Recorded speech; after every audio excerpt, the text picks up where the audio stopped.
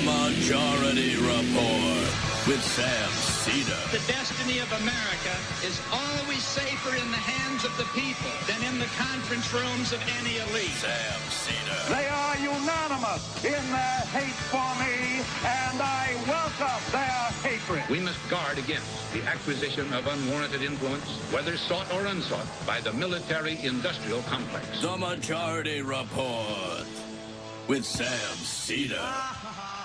Ever get the feeling you've been cheated?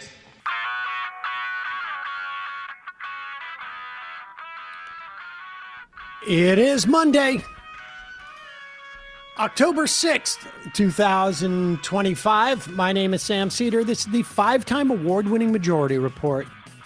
We are broadcasting live steps from the industrially ravaged Gowanus Canal in the heartland of America, downtown Brooklyn, USA. On the program today, Dr. Michael Mann, climatologist, geophysicist, director of the Center for Science, Sustainability, and the Media at University of Pennsylvania, and also perhaps his co-author, Professor Peter Hotez, professor of pediatrics and molecular virology and microbiology at Baylor College of Medicine. It's Monday, folks. They have co-authored a book, Science Under Siege, How to Fight the Five Most Powerful Forces That Threaten Our World. Meanwhile, also on the program, ICE continues its assault on Chicago as Mayor Brandon Johnson makes city property off limits for any federal immigration work. Meanwhile, Trump shopping for military force to invade Portland as a MAGA judge issues a temporary restraining order. Illinois sues the Trump administration over the National Guard deployment after reports of torture and mistreatment. Israel deports at least 300 of the flotilla activists, still holding at last count nearly 140, who are by all accounts hostages held by the Israeli government. South Carolina judge who was targeted by Stephen Miller has her house burned down. Supreme Court rejects Ghislaine Maxwell's appeal. Not uncoincidentally, Mike Johnson still has not sat latest elected Democratic Congresswoman or also known as the 218th vote on releasing the Epstein files. Trump claims over the weekend that the United States has killed more Venezuelans in a boat. It is day 6 of the government shutdown. Vaguely seems like the Democrats may be winning the messaging fight. Roy Cooper breaks fundraising numbers in North Carolina Senate race. And speaking of polling, California Prop 50, which is the redistricting proposition, now polling at 54%. All this and more on today's Majority Report. Welcome, ladies and gentlemen. It is Fun Day Monday. Fun Day Monday, and as you can tell by the enthusiasm in Emma's voice, we're certainly feeling the fun. And the sirens in the background. Yeah. Exactly. Hopefully not for us. Thanks for joining us at the beginning of the week. The weekend was a total crap show. Yep. Really starting Friday afternoon. I think I spent like the next 16 hours straight on Twitter, so that would have taken me to about 4 in the morning. That tracks with my lack of sleep. We have more information on the ICE attack on that Chicago apartment building. It appears that the landlords called ICE because they had many code violations and are now looking to evict all of the residents there because, of course, ICE came in and destroyed the place. So you're playing the game called capitalism. Yeah. I would also say insurance fraud on top of that. Well, fraud is a part of the whole deal, it seems like. There's been some good local reporting on this. I think this is called Block Club Chicago. It's a nonprofit paper there, but they basically reported that the ownership, it traces back to this Wisconsin-based investor, Trinity Flood, and according to public records, Flood is facing a $27 million foreclosure lawsuit for not making loan payments on 3 South Shore properties she bought for $18 million in 2020. So maybe a COVID deal. The city also filed suit in February against her LLC over 15 building code violations at the South Shore Drive property dating back to 2023.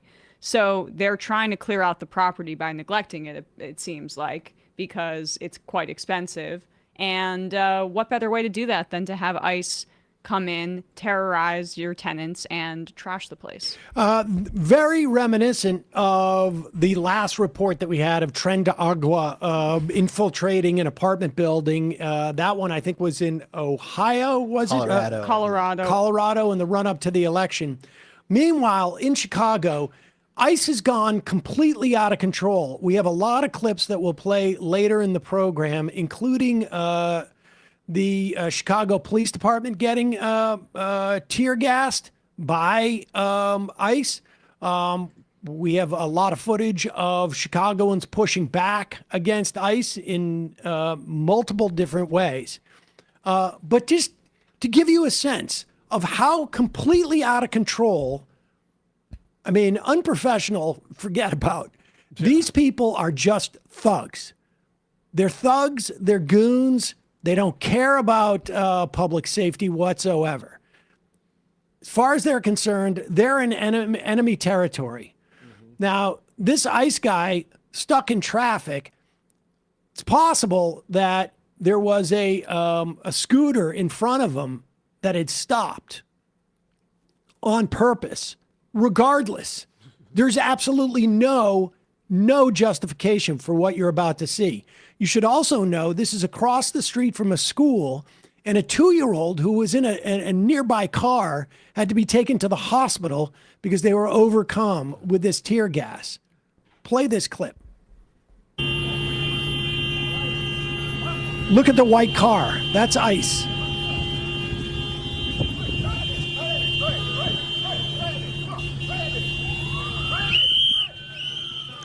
Masked man attempts to throw tear gas, basically throws it on himself. Fuckers! Fuck you! Bounce off the mirror or something? Look at that. They're still throwing tear gas from multiple cars. And this stuff lingers. Oh my gosh. I mean, for hours, if you've You ever... see people, behind them trying to get out of the way because the wind's blowing in there. If you're ever even close to tear gas, I mean, just in covering protests, I got some, in my airspace, and you're like, I was not even in the thick of it. And like teary, red eyes for hours and hours. Imagine if you were right near there. Imagine if you're a 2-year-old, you're Yep. sent to the hospital. It's not like ICE has any compunction about harming children. We've seen multiple occasions where they have left children along the side of a highway without their parents. They have shoved children out of the way when they're ripping their parents away from them, in whether it's like hallways in front of courtrooms. This is a clip. This was from Friday. Chicago alderperson Jesse Fuentes is at the hospital, and this is posted by Chicago Tribune reporter Jake Sheridan's X account. Here are ICE agents confronting the alderperson, and they want a person in the hospital. The hospital is private property. And so the alderman is asking, or alderperson, I should say, is asking for a warrant. Burn your laws. Constitutional rights. No. He has constitutional No. rights. Do you have a sign? No, Do you need to show warrant leave. for him? Turn around. You're turn around and leave. He is under. I'm going to he is arrest under you. arrest. Do You are going have to be a placed sign under to arrest. show warrant? Do you have a sign You to need show to warrant for him? That's a guy who's somebody go in the acting out hallway of and get Lisa for a me, little bit of please? anger. To show warrant for him. Can somebody go in the hallway and get Lisa for me? This is an older person who's being under arrest. I need my other staffer who's in the hallway by registration to come here, please. You are hurting. I am asking. I am not Can somebody touching get you. my I am staffer, asking. please? This is a hospital. Do you have a sign to show warrant for him? I am asking. I am asking.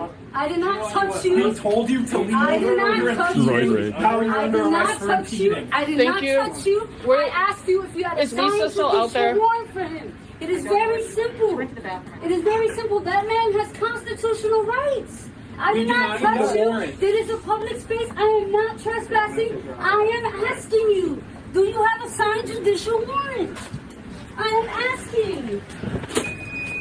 Do you have a signed judicial warrant for him? It is a question, sir. You are an agent. You are a federal agent. We do not need a You are a warrant for federal somebody agent. I under am arrest. an elected Guy wearing a official. mask I'm for the asking. people listening. Do you have What a elected signed official? judicial warrant? I'm the alderman of this Can you board. keep recording? I need a call. Oh, that's when the guy finds out that he's just arrested an alderman. And well, whoopsie. And that's when they know they're being videotaped. Let's just there are a bunch of other instances when you're talking about the mistreatment of children, that horrific ICE raid on the building that we just spoke about. The reporting was about how some of the children were naked outside. Sometimes children sleep naked. That's something that happens. And there's not video footage of it. So you have all these right-wing bots casting aspersions on the reporting, and it's just absolute insanity because when we have these recordings, they dismiss it entirely anyway. We've got a lot of other clips that we're going to be playing in the context of the show. Also, that alderman did was asked to see a warrant. I mean, God, even in the decades of propaganda that's been on TV, 7? we know our rights. Is this number 7 here? Oh no, this is we'll play. Let's play this. This is number 13, right? Yeah, let's play this one. We had mentioned the other day that you don't necessarily have to ally yourself with cops in these protests. Although, also be clear, ICE is now spending millions of dollars putting out ads. This is according to the AP. They're spending millions of dollars on television advertising in select metro areas around the country aimed at recruiting local officers frustrated with their city's restrictions on immigration enforcement into Donald Trump's mass deportation efforts. So they are targeting cops because they know that this is going to be a problem.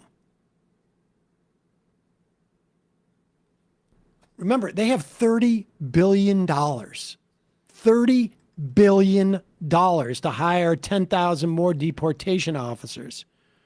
Thugs. That's part of the $77 billion that the Trump regime is looking for to spend broadly on ICE. The rest of it all goes to private prison companies. But in Chicago, don't know the circumstances, but it's quite clear from the video that this is the case. ICE maced, or I should say tear gassed, Chicago Police Department officers. Take a look at this. They'll throw you in the fire! They'll throw you in the fire too! Understand? They just tear gas you! They don't give a fuck about you either! Why you protecting them? And there's other. Do we have that other clip? There was a second clip of that too. Nevertheless, a bunch of them, not just those two. There's another clip with at least a half a dozen other Chicago PD who were clearly tear gassed. And that's the message for the cops. ICE doesn't care about you either. They're certainly not there to protect your community. They're there to replace you. I mean,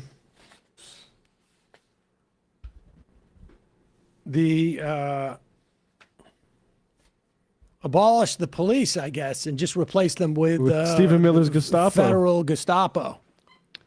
Well, it's also get on board or get out of the way. Get on board with like the machinery that has been gifted to police departments over the past 2 decades. The leftover, basically wartime machinery that we've given out to police departments.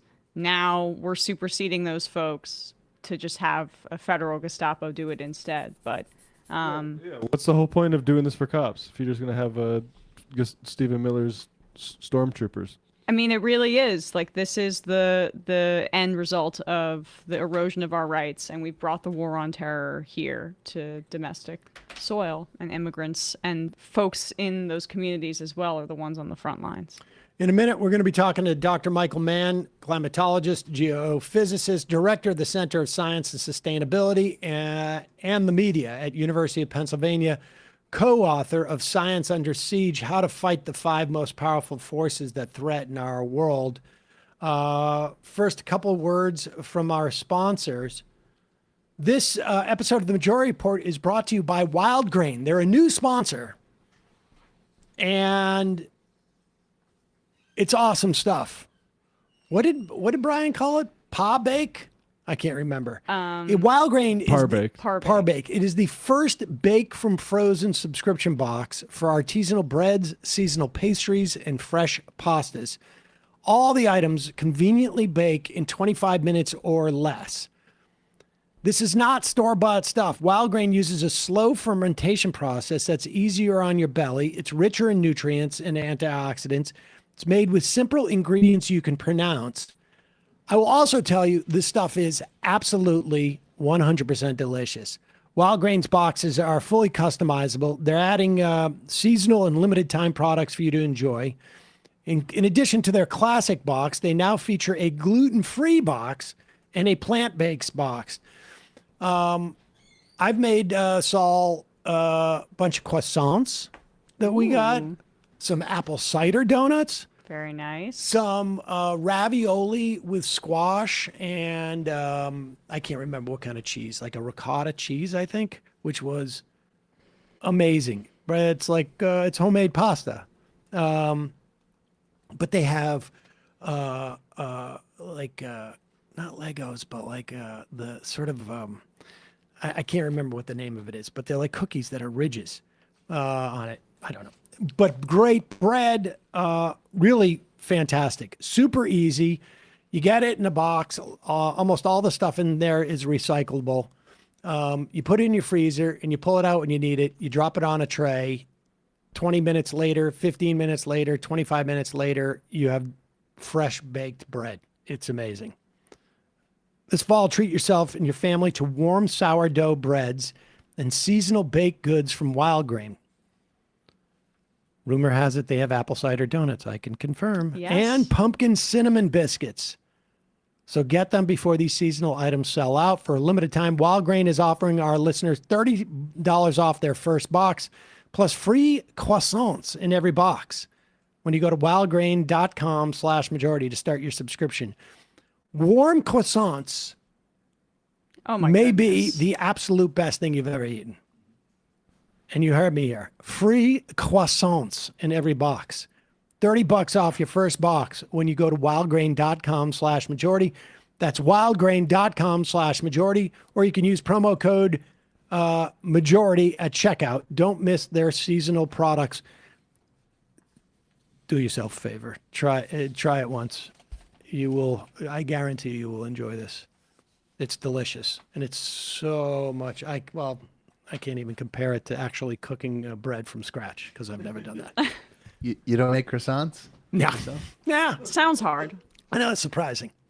I know I come off as a make my own croissant type of guy. You always wear a chef hat when you're walking in here. Yeah.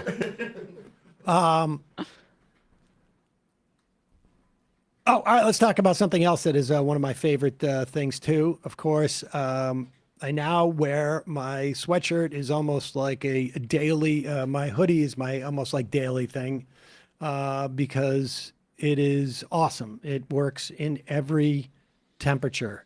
It's like lightweight but warm. It is warm, but it's also cool. It is a Cozy Earth's hoodie.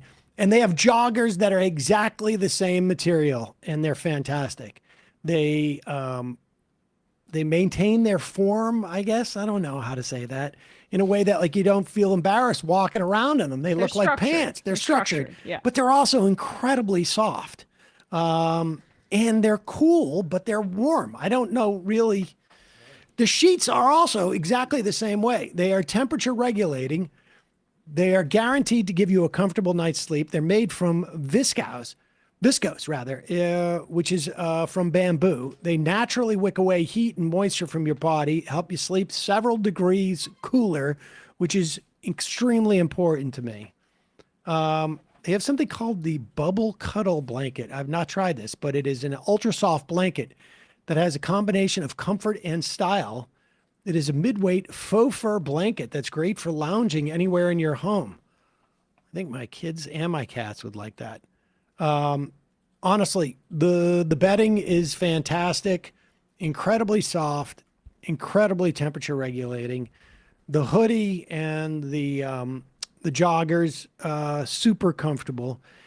When the bedding 100-night sleep trial, you try them out. If you don't love them, you return them hassle-free. It's got a 10-year warranty. Because frankly, when you feel this comfortable when you're sleeping, you'd want it to last for 10 years. Thanks to Cozy Earth for sponsoring this episode. Head to CozyEarth.com. Use our code Majority Report, one word, for up to 20% off. That's CozyEarth.com. Code is Majority Report. And if you get a post-purchase survey, tell them you heard about Cozy Earth right here on the Majority Report. Home isn't just where you live. It's how you feel. Cozy Earth. Use the code Majority Report. We'll put all that information in the podcast and YouTube description. Quick break. When we come back, Dr. Michael Mann.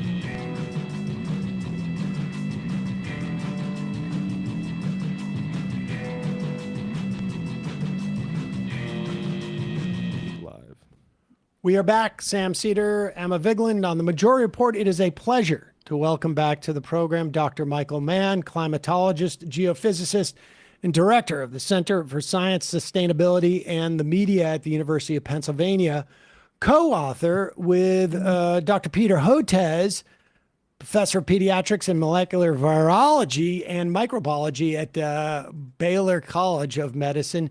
Their latest book, Science Under Siege, How to Fight the 5 Most Powerful Forces That Threaten Our World. Professor, I know that Dr. Hotez may be joining us in a bit.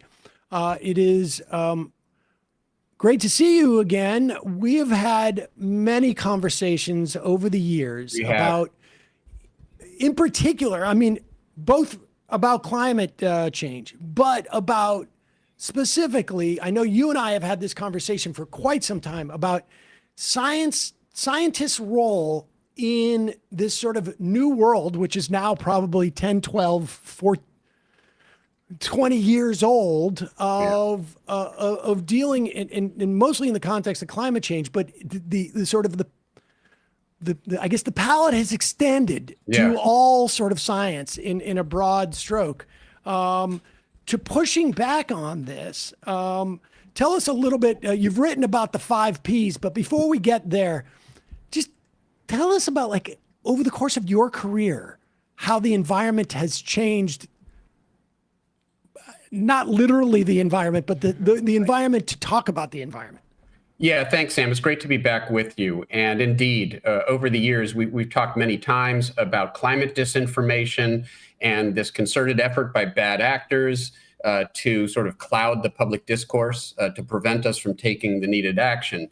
And, you know, it was sort of PTSD for me because the attacks on me, the attacks on climate science go back more than 2.5 decades, really. In my case, back to the late 1990s when we published the now well-known hockey stick curve that really laid bare the reality and threat of human-caused warming that made it a threat to fossil fuel interests and those promoting their agenda. And so for me, back about 5 years ago, it was PTSD to watch my friends, my colleagues in the public health space, Peter Hotez, my co-author, Tony Fauci, and others come under attack. By folks, the very same folks using the same tactics, looking to discredit them and their science for ideological reasons. And so I reached out to Peter. I felt like we had lessons to provide to them.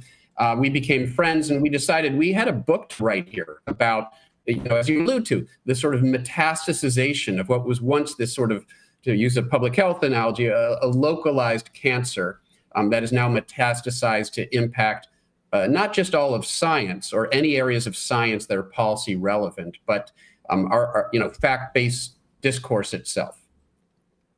How much do you think this? I mean, it seems to me there's sort of like 2 different players who sort of cross over, at least in the genesis of this, because and I only know this quote because it included in a book I wrote in 2006 from Gertrude Himmelfarb, who is Irving Kristol's, or was Irving Kristol's wife, Bill Kristol's mother. Interesting. She in 2005, she was talking about the mechanistic and reductionist interpretation of all human life, including its emotional, intellectual dimensions, in the name of Darwinism. This is more than science; it's scientism, scientism with a vengeance. Science that is now presumed to be the only access to comprehensive truth.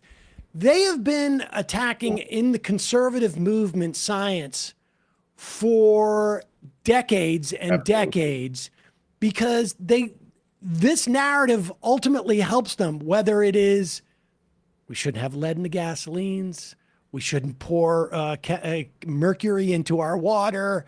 Yeah. And so when climate change comes along, there's sort of almost like a pre-built mechanism to attack the science. Absolutely. Yeah, there was a pre-existing playbook. It was the playbook that was used by, in all of these other cases you cite, it was used by the gun lobby. Most famously and most relevantly, it was used by the tobacco industry. And there is a document, there is a line from the reports that the tobacco industry was forced to make public as part of a settlement with a number of states' attorneys general back in the 1990s. They were forced to preside over these internal documents, one of which I believe it was Brown and Williamson, but this applied to all of the tobacco companies, the tobacco industry. Doubt is our product. That's a line from the tobacco industry. And what they meant there was they need to sow doubt and confusion about what their own internal research actually validated. Their own internal research showed that their product was killing people. That was bad for their business model. And so they hid that from the public. The fossil fuel industry used exactly that same playbook. And in fact, there are now famously internal documents. ExxonMobil document from 1982 where their own scientists referred to the potential consequences of continued extraction and burning of fossil fuels as catastrophic. That wasn't Al Gore. That wasn't the Intergovernmental Panel on Climate Change, the UN. It was ExxonMobil's own scientists. And as we know, they came out with that report. ExxonMobil apologized and said they would do everything they could to. No, of course, we don't live in that universe, that alternative universe. No, they hid the report, and now we are bearing the brunt of that. If we had acted decades ago, we could have prevented a lot of the damage that we're now seeing. And Sam, you put your finger on something really important here, is, what joins these things together. And we can talk about, the lockdowns were a threat to the Koch brothers, the largest publicly held fossil fuel interest, and these libertarian funders of sort of the conservative echo chamber front groups and astroturf organizations and producers of misinformation and disinformation. So they had a specific reason to oppose climate action, but they also had a specific reason to oppose the public health messaging on COVID as the pandemic became, as the pandemic started up, because the lockdowns and stay-at-home orders, all of these things would, and they did, reduce fossil fuel usage, reduce transportation. They would slow down the economy. They would reduce demand for fossil fuels, and that would hurt their bottom line. And so they weaponized misinformation and disinformation to try to oppose those efforts. And ultimately, that rabble that they created, which was opposed to the messaging of public health scientists, would naturally become anti-vaxxers as well. And that was truly tragic. That, as Peter has pointed out, led to hundreds of thousands of unnecessary deaths here in the United States alone. But there's a larger thing here. And sorry, that's really what you put your finger on, which was a world without objective truth, a world without trusted messengers, a world without, science-based policymaking is a world where the bad actors run free. And that's what they want. And that's what they've been working towards for a number of decades. And that, scarily enough, is where we are now. Yeah, I would add, too, that there was a paper written by Sam Bagenstos, who is a professor at University of Michigan, on a lot of the COVID era sort of subsidies. And they found that, the polling on these subsidies, actually, the value of these subsidies to people, at least as a political matter, was reduced dramatically because those same interests that you're talking about, fossil fuel or just big money, wanted people back at work. And so diminishing the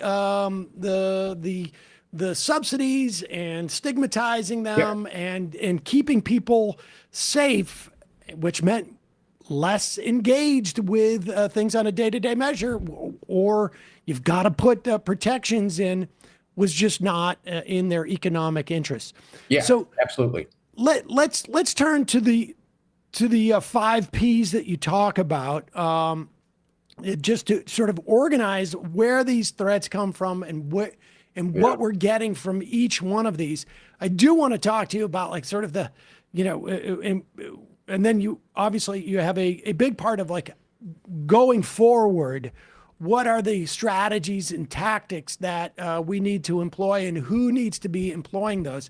But let's start with the first P, plutocrats. We've sort of touched on it a little bit, but expand on that. Yeah, these are 5 Ps in a pod, if you like. And the first of those Ps, plutocrats. So these are the Elon Musks of the world. Elon Musk has bought Twitter and weaponized it as a massive sort of producer and disseminator of misinformation and disinformation on climate, on COVID-19. It's become sort of a tool for these bad actors to spread their disinformation.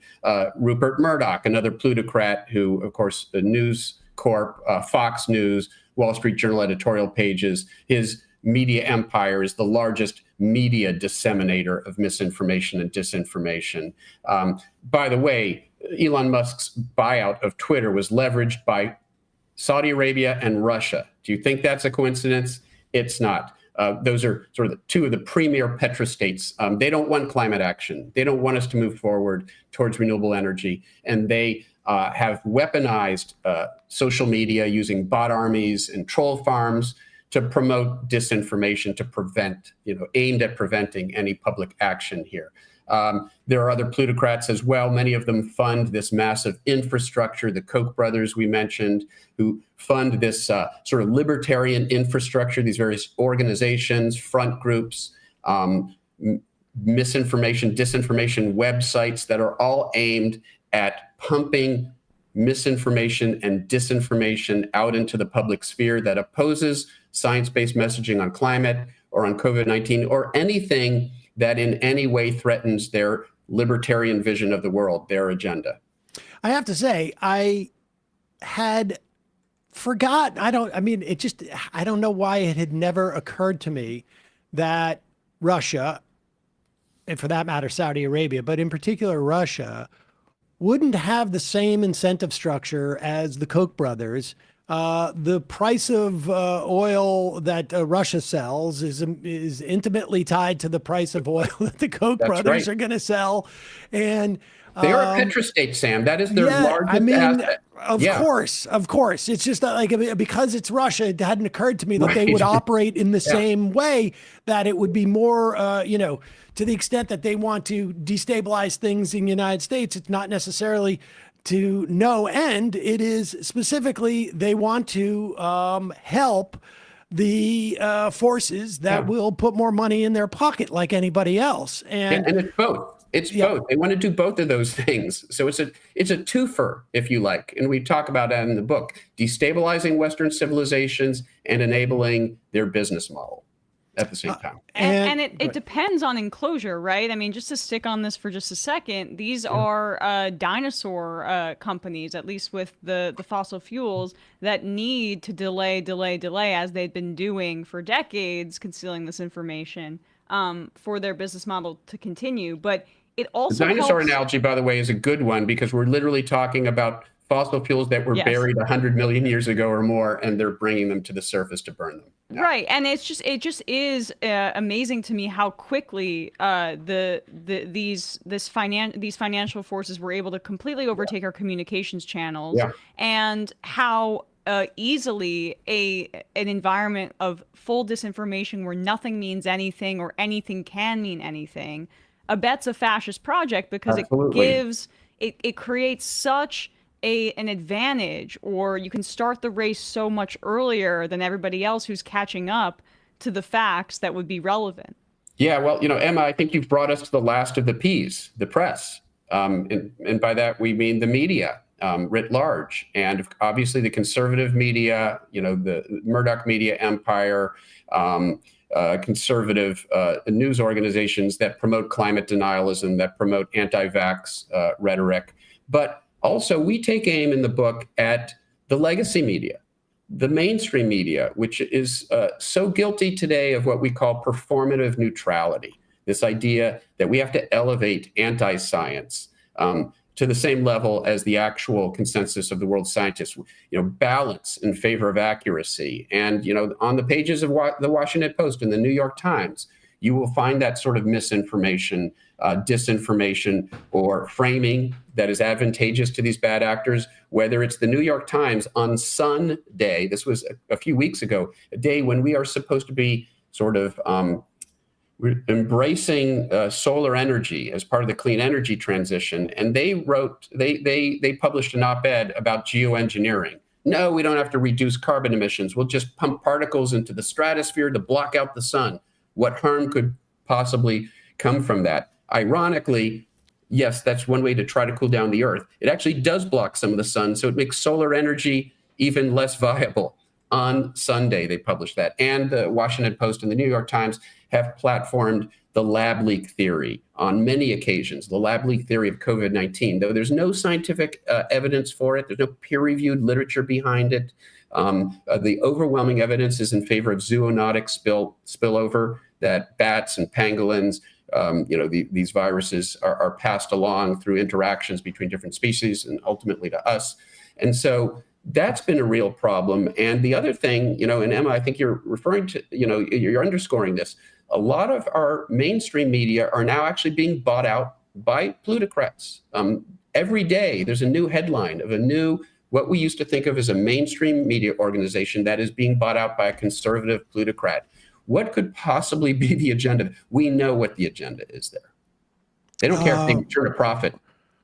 We know this with Amazon. We know this now with CBS and perhaps Time Warner, and Viacom with Ellison coming in, and Barry Weiss, who was the lead promoter of Jordan Peterson and Dave Rubin and the Weinstein brothers. The Weinsteins, who are at the forefront of all of this, right? Where they have, I'm sorry to cut you off, Sam, but like this alternative media, like I guess the way that they present themselves, but they are now in bed with like this plutocrat representative Barry Weiss, and like that it's this illusion of the democratization of information where it's actually even more insidious than it was 10 years ago.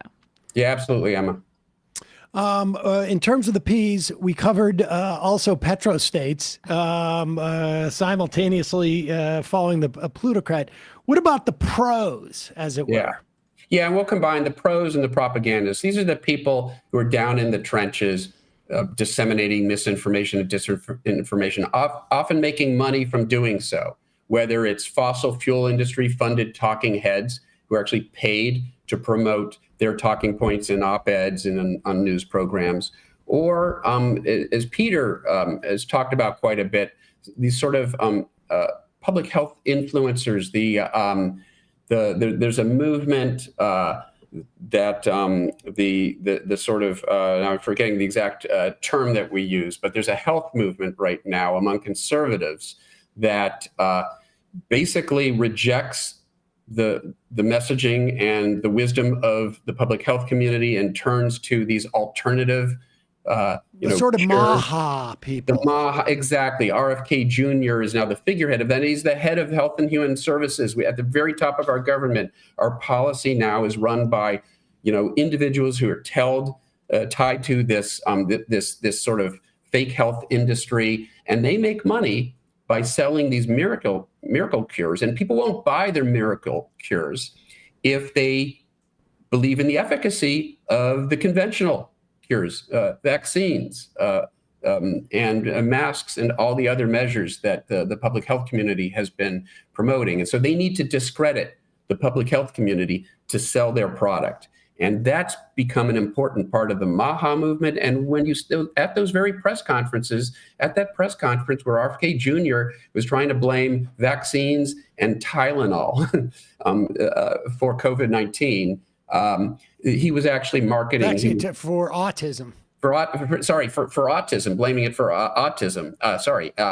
He was actually he mentioned a product that is one of those miracle cure products that one of their friends is making a whole lot of money marketing. I mean, you really only need to be on Instagram for like 10 minutes to get an example of what you're talking about. Like, and if they're not selling something at that moment, it takes about like 60 to 90 days, maybe some number of their followers, whatever it is they're talking about. Yeah. Dementia or or even like sleep apnea or whatever it is. There is always like, the traditional medicine is not working in this way. Here are there's a study that shows that lysine is going to fix everything about you. And it just so happens that I sell lion's mane, which is also the key ingredient in this. And I don't know if lion's mane is going to hurt you. Some of these will. Some of these. Chloroquine, some of these actually, ivermectin can do real damage. And I have no doubt that there's also, supplements out there, the magnesium helps you sleep, and that there are things that are good there, but it is very, very difficult to be a layperson and to assess this. And to litigate the actual medical science here. And they take advantage of that. In an environment where there's massive misinformation, people don't know who to turn to. They turn to the charlatans. And I remember the term, it's the health freedom movement. And notice how freedom is there, right? Because it's trying to tap into sort of the ethos of today's conservative movement. They want to take away your freedom, whether it's the hamburgers and the flights to see grandma, because of climate lockdowns. They're not going to let you out of your home anymore. They're actually using the same messaging when it came to COVID-19 because it fed that same sort of conspiratorial. These people want to take away your freedom, and so you're right. There's a very specific interest. These charlatans, that are making huge amounts of money off of these fake cures, but then at the same time, it's feeding this libertarian agenda of, that seeks to basically, that seeks to eradicate trusted messengers, that seeks to eradicate trust in expertise, because in that environment, where misinformation and disinformation thrives, they win. Well, it's anything, it seems to me, that is even remotely communitarian, right? Like science is not straightforwardly democratic, but there is like a peer review process. Yeah. And there is a sense of like the scientific community puts out information, and science, of course, is also necessarily going to be used by governments to do things, and almost none of those things they do is going to be favorable to incumbent corporate powers. You may end up subsidizing, solar or and eventually they'll become the incumbent, right. and maybe it's then, I don't know, water or whatever it's going to be 100, 200 years from now. But that is why I think it has been just a long-term agenda item for conservatives, broadly speaking, right. To undermine science, because that type of objective reality ends up taking things out of the realm of a supposed religious informed morality. And that's basically the whole recipe. Exactly. In the absence of fact-based discourse, again, their alternative facts and conspiracy theories get purchased. And that's what we're seeing today. I don't know, Emma and Sam, if either of you, I suspect neither of you are old enough. I grew up watching Carl Sagan, watching the Cosmos series, and you can still view it. And Sagan was sort of this great science philosopher and public figure of my generation when I was growing up. That my generation grew up with, and he would talk about sort of the self-correcting machinery of science and how important it is to our way of life. And there's a very haunting passage in his last book. It was published in 1997, the year he passed away. The demon-haunted world. Science as a Candle in the Dark. There's this passage, and you can go online and find it, where he has this premonition of a future, at the time of his grandchildren. Basically, right now, if you extrapolate, he's talking about now, where people become so unable to understand the science and technology that rules their lives, that they become hostage to. He really emphasized pseudoscience and misinformation of that sort. He was very worried about horoscopes and crystal healing and that sort of pseudoscience. I don't think he quite envisioned how anti-science would be weaponized, that corporate actors would actually weaponize that to advance their agenda. And so it's even worse than in some respects, than what Sagan presaged. I am of a similar age to you, and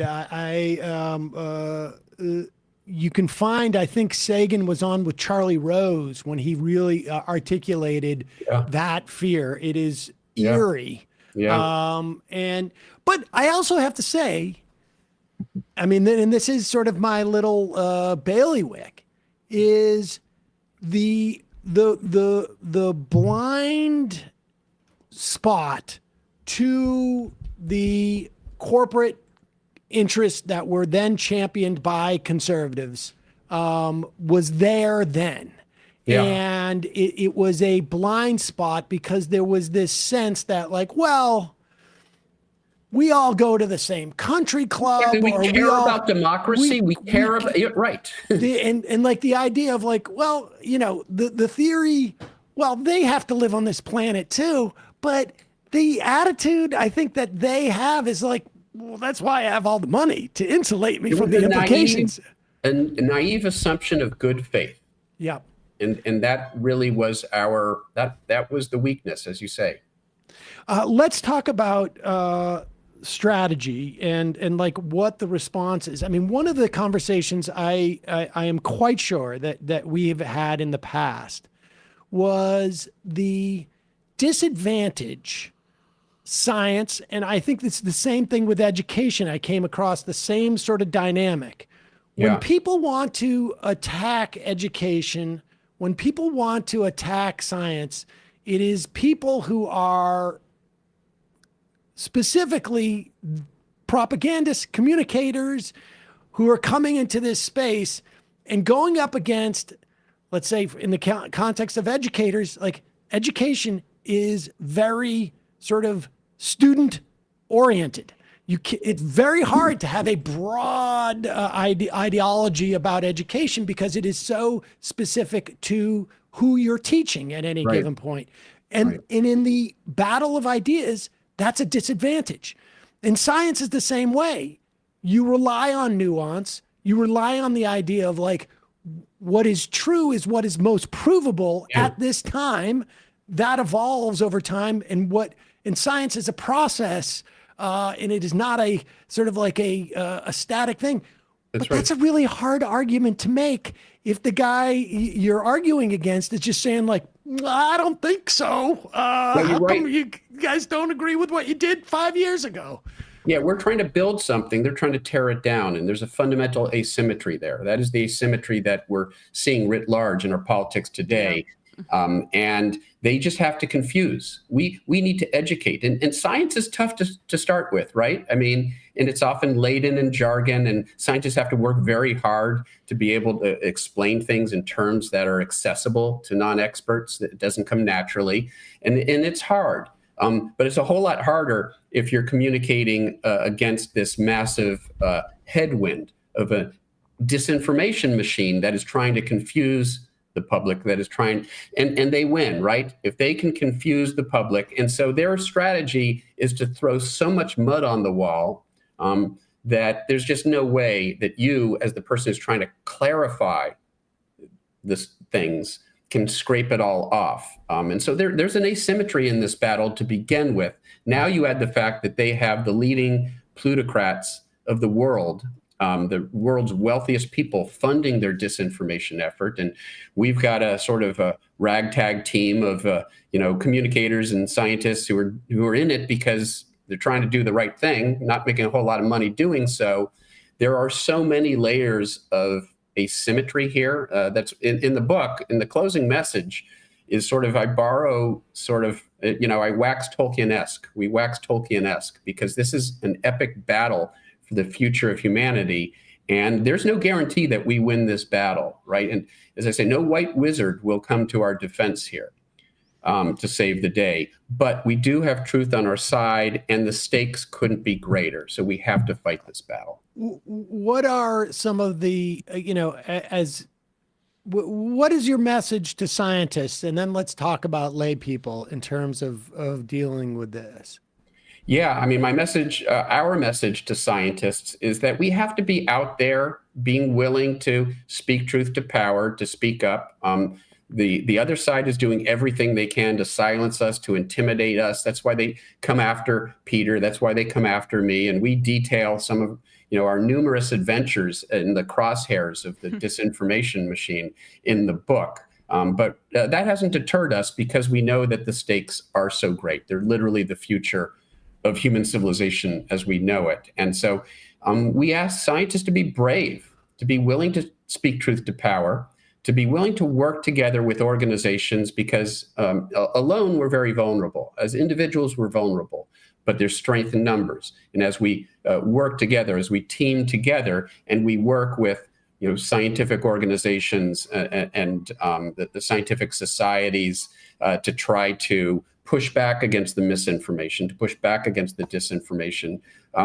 We can make some progress there. But here's the thing, and this is the larger message. There are lots of specific things we can do. We can try to, create more opportunities for young scientists who have a proclivity and interest in science communication to get engaged in that. We can try to work closely with opinion leaders, journalists, and others to form sort of an ecosystem for getting, actual scientific information out to the public and policymakers. But again, this is an asymmetric battle. There are overwhelming forces mounted against us.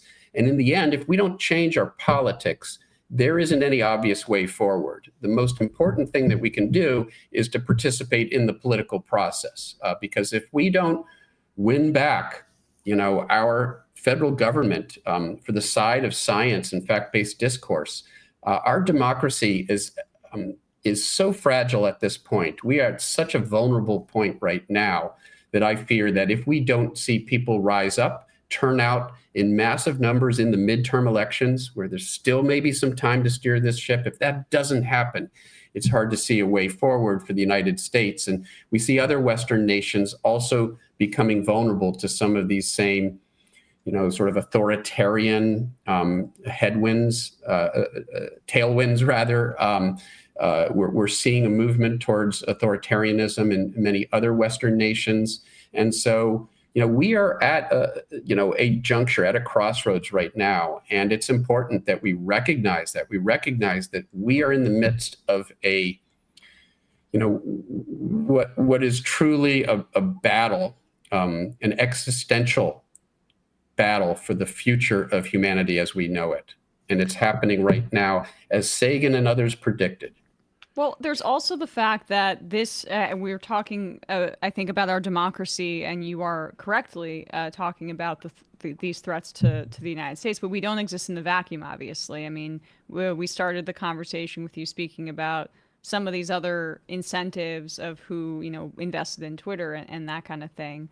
I mean, where does China play into all of this? Because China seems to be outpacing the United States technologically quite rapidly, and it is both. It's just maddening to see, because you have disinformation like weighing down progress in this country like ankle weights, and it's just talk a little bit about China and that competition and the role that plays. Yeah, thanks so much for that question, Emma. There's a line that, again, that we borrow from Lord of the Rings. Our list of allies grows thin. Those of us fighting back against these forces, our list of allies grows thin. And so we look for who are the allies here. And sometimes they may come from sort of unexpected places, right? China is an ally when it comes to the battle for a livable planet. They are now leading the world. In the absence, with the United States now having become a petro-state itself, our policies right now are dictated by the fossil fuel industry. That really leaves only China as sort of a superpower that is actually prioritizing environmental health and the climate crisis. And they're doing that in a number of ways. They're actually taking actions. President Xi actually, in his response to Trump's climate denial speech at the UN General Assembly, Xi responded to that, not by name, but basically saying, we don't care if the United States is falling into sort of denial and opposition to action, adopting an agenda of inaction.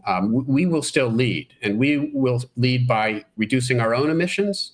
And keep in mind, China doesn't have a legacy of 2 centuries of fossil fuel burning, and so arguably, they can rightly say we should get our turn too. So for them to reduce their carbon emissions is far more aggressive an action on their part than for the United States, which has 2 centuries of doing this. And they are reducing their carbon emissions. They're taking leadership there, and they're providing clean energy infrastructure, renewable energy, solar panels, electric vehicles to the rest of the world. They're reducing global carbon emissions by doing that. That's also, I mean, they have the capacity to have a 10, 20, 30-year vision. And in 30 years, I mean, 30 or 40 years, regardless of what scenarios play out, the world is going to be significantly more solar powered and significantly more electric vehicle powered than it is today. And the question is, who's going to capture all of that, that manufacturing behind that and that technology? And China is like somehow has leapt ahead of us. They seem like they're now like 10 years, 15 years ahead of us on that. Yeah, right. They have EVs that go 400 miles and cost 20 grand. It is, it's, I mean, and I only bring that up in the sense that like it almost like speaks to the lie of even the nationalism that that is being promoted by these same science the deniers. Because if you were genuinely interested in the American project, you would look to what China's doing in terms of EVs instead of cutting subsidies 100% to this in 3 months. But absolutely. Yeah. Well, I'll just say I want to ask you though, is there a move in academics? Like obviously like I couldn't agree more in terms of the political situation and the urgency and immediacy of that. Yeah. I wonder if in the context of the scientific community, particularly on the university level, is there an awareness that like, this happened in the 80s, I guess in the 80s and the 90s, like business schools said like, we're going to have an ethics class, and because they were realizing what was going on, it didn't seem to work that well. But is there a move within the context of the scientific community to say part of our job now, to the extent, because I maybe this is my own sort of like a bias, but scientists aren't necessarily, the most sort of like necessarily the most communicative, and that's not where their skill set lies. Try not to be insulted, Sam, but I agree with you. Present company accepted. We're not trained that. We're not trained to do that, and you're not self-selecting for those attributes. Exactly. I mean, if I actually had to work, as opposed to just talk for a job, then I would be, I would have gone and done it. But absolutely.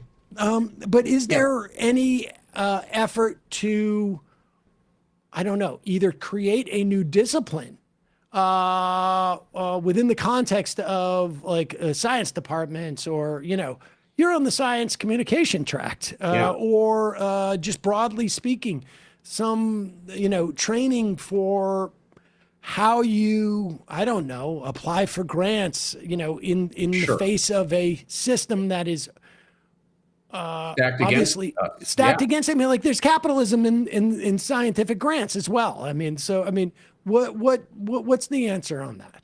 Yeah, thanks for asking. And I'll say I was for 9 months I'd taken up a new position at Penn. I was a university administrator. I was the vice provost for climate science policy and action. And I stepped down a couple weeks ago, because I felt in this moment I couldn't be a university administrator. We have a policy, the university has a policy of neutrality on controversial topics.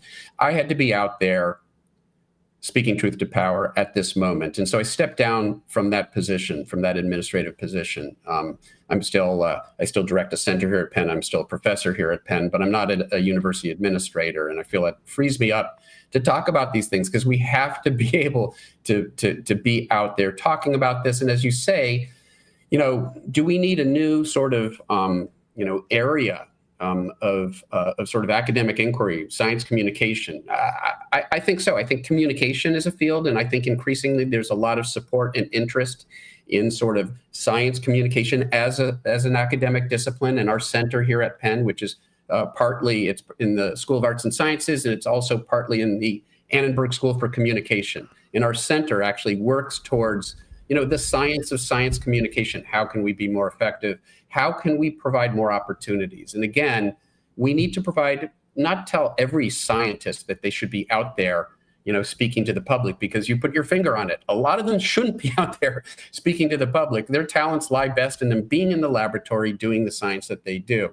But for those scientists, and there are, who have a proclivity for communicating, who have an interest and a passion for doing so, we've got to provide the opportunities, we've got to provide the training. And that's what our center does here at Penn. That there are a lot of other sort of similar centers and institutes around the country that recognize that we need at least some set of the scientific community to be properly trained and equipped to be out there, speaking to the public and policymakers, because as I've often said, if we're not out there, we leave a vacuum, and we know whom that vacuum is going to be filled with. It's going to be filled with the disinformation specialists, the bad actors. And that's where we are right now. We're late in the game, right? So we can't wait to train a whole new generation of scientists to do battle against disinformation and misinformation. It'll be too late. So we got to go to battle with, if you will, to quote a public figure from some decades ago with the army, yes. with the army that we have. That's where we are right now. Yeah, I mean, I wonder too if ultimately, as this, hopefully we have the opportunity for this type of movement to mature, which I do think is like, we're in a very, very tentative period of time. But ultimately, I mean, if we look at who for lack of a better term, enemies of science are, they have been the huge money interests who are making money off of stuff that is harming the planet. It is, whose interests are against the idea of government regulation, broadly speaking, right? Broadly speaking, because government regulation, broadly speaking, inhibits corporate power. That's largely what it does. Right. And also the idea that like sort of the wellness industry is so huge right now, and it is driven by a series of like many, many, many hundreds, if not thousands, maybe millions of sort of wellness entrepreneurs who all sort of plug into this. It's also a function, it seems to me, of both a lack of regulation and a sort of a level of desperation that comes with a government that has not addressed sort of the economic well-being of people. Like if if your choice out there is to believe that like this substance is going to, cure people's cancer, and you could stop your medications, and it's a combination of salt water and also just the commodity that I sell, then you're going to do it. Cheap. They're very cheap, and so they can make a lot of money, and it goes along with consultations, which they charge huge amounts for. And so you're right, there's an immense amount of money that's being made here, and it is a product of the deregulatory sort of environment that was created by conservatives and libertarian activists decades ago. They were working. The health freedom movement was spurred onward by libertarian activists because they want to get rid of regulation, whether it's for public health, whether it's for fossil fuels or anything else. And that's why we're in the tight spot that we're in right now. So in the book, we talk about, it's obviously important to restore common sense regulations. We need to be regulating social media companies that have allowed misinformation and disinformation. How would you do that? So there are models for that. Other countries like Australia, for example, are doing that. They do have, like Canada, they do actually have laws that sort of rein in. We used to have the fairness doctrine, right? Yep. Which mandated that media outlets present information in a balanced and accurate way. One of the first things that Ronald Reagan did was to get rid of his FCC, got rid of that. And so there was once an infrastructure for doing that. It's been dismantled. We have to rebuild it. And again, it comes down to how do we do any of that? We can't do any of that if we don't restore some semblance of sanity to our federal government, if we don't elect representatives at all levels, all the way up to president, that will represent our interests rather than be rubber stamps for the bad actors that currently run the show. And that's where we are right now. In a year, we're going to have a midterm election, which will determine whether we are able to right this ship. And people should be doing everything they possibly can to motivate everybody they know to participate in that election, because it really is an election that will determine the future of our democracy and possibly the future of human civilization. I couldn't agree more. And one final question: are there social movements out there like electoral politics? Obviously, like it's an urgent period of time. There's no guarantee there's going to be an election in 2026. This is not something I would have said maybe 4 months ago, but the pace in which these things are going, it almost seems harder to imagine that Trump won't say like, well, we need 30 days before we have this election, whatever it is. I have that same fear. Redistricting, whatnot. Yep. The only other backstop we have, and these are not mutually exclusive things. In fact, I would argue that they are absolutely necessary for each other, are social movements and structures that exist where people organize around at the moment. And they're trying to push back against that as well, as you know. That's all of this Antifa. They want to intimidate anybody who would think to speak out, anybody who would organize and protest. That's what they're doing right now. Yep. Are there? Do you see unions as? Do you see like other organizations that are structured around fighting corporate power, which is largely, what we're talking about here? As being important to this fight? Yeah, I mean, there's a civic infrastructure in this country. You can be involved, various groups, non-governmental organizations that are working towards change and recognizing, and this is an important, it's easy to become very depressed here, given what's happening in the United States. But as I remind people, all the United States gets to determine here is what it is going to do moving forward. China, the European countries, Australia, the rest of the world is moving forward with science-based policies, and they're the ones who are going to prosper. China, Europe, they are going to prosper as they pursue sort of science and technology and where it's leading us.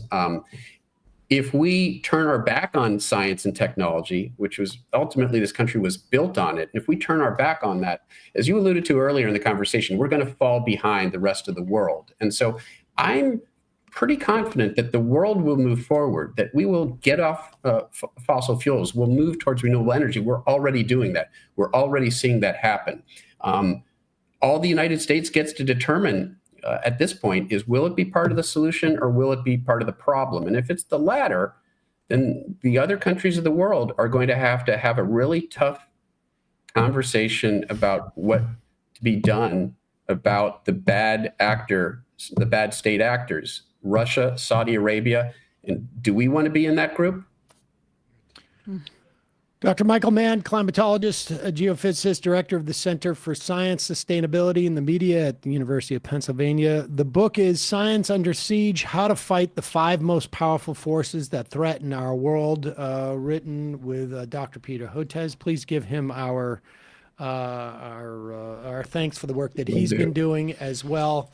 Really appreciate you coming on today. We'll put a link to that book at majority.fm and the podcast and YouTube description. Thank you. It was a pleasure talking with both of you. Hope to come back again soon. So thanks so much. Thanks. Likewise. All right, folks. We're going to take a quick break. We're going to head into the fun half, or as we call it around here, the done half. No, I don't think so. Just trying to keep people's spirits up. It's Monday. Got a full week of this ahead, and then we'll just start all over again. The heat is on them when they do this. Yes. Yes, we'll have a fun clip. You know, that's the thing about Chuck Schumer. Always trying to keep things like fun up there. Well, The levity. Wait till you see the jokes. Oh he's man, making. it is so funny. It is. All right, folks, just a reminder, it's your support that makes this show possible. You can become a member at jointhemajorityreport.com. When you do, you not only get the free show free of commercials, but you get the fun half. And perhaps most importantly, you help this show survive and thrive in an era which is, not so great. It's not the best era of... A little bit of disturbance. May you live in interesting times. Yeah, I'll pass. I will pass on that. But what are you going to do? Also, justcoffee.coop, fair trade coffee. Use the coupon code majority, get 10% off. Matt, what's happening on Left Reckoning? Yeah, Devin Thomas O'Shea came back on for our Sunday show. Patrons, patreon.com/Left Reckoning. We talked about One Battle After Another, which I saw and thought was awesome and I'm probably going to see again. Is that Paul Thomas Anderson? Yeah. You guys are all into that. I was front row, center seat, and it was glorious. It was great. Whoa. You gotta go see it in 70 millimeter. That's what I saw. You saw it in I won't say what theater. Okay. Yeah. Yes. I'm gonna go see it again in 70 Stephen Miller might burn the theater down. Look at that, like all of a sudden it's like a bunch of cinephiles around here. Oh, come on. We got to get Matthew Film Guy on. He will shit all over that movie. I am sure of it. Really? Yeah, I don't know. Paul Thomas Anderson always has a little bit more artifice than I think Film Guy Matthew likes. What kind of bull is this? Huh? All right, I don't want to get into it. I don't even know if that's Matthew Film Guy's opinion, so I'm not going to go Take after it up with him. First of all, But you get into an argument with him about Superman too. All right, folks. No, this is better than Superman. Superman. Who gives a shit about Superman? Well, now? you talked about it for quite a long time. Well, this is. All right, we got to is take a real quick movie. break. We'll head into the fun half. First.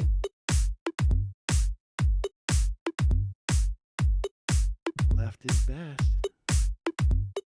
Jamie and I may have a disagreement. Yeah, you can't just say whatever you want about people just because you're rich. I have an absolute right to mock them on YouTube. He's up there buggy whipping like he's the boss. I am not your employer. You know, I'm tired of the negativity. I'm sorry. I didn't mean to upset you. You're nervous. You're a little bit upset. You're riled up. Yeah, maybe you should rethink your defense of that, you fucking idiots. We're just going to get rid of you. All right. But dude. You want to smoke this joint? Yes. Do you feel like you are a dinosaur? Some good shit. Exactly. I'm happy now. It's a win-win. It's a win-win-win. Oh, hell yeah. Now listen to me. 2, 3, 4, 5 times. 847-906-501-457. 2, 38, 56, 27. 1/2. 5 eighths. 3.9 billion. Wow. He's the ultimate math nerd. Don't you see? Why don't you get a real job instead of spewing vitriol and hatred, you left-wing Limbaugh? Everybody's taking their dumb juice today. Come on, Sammy. Dance, dance, dance.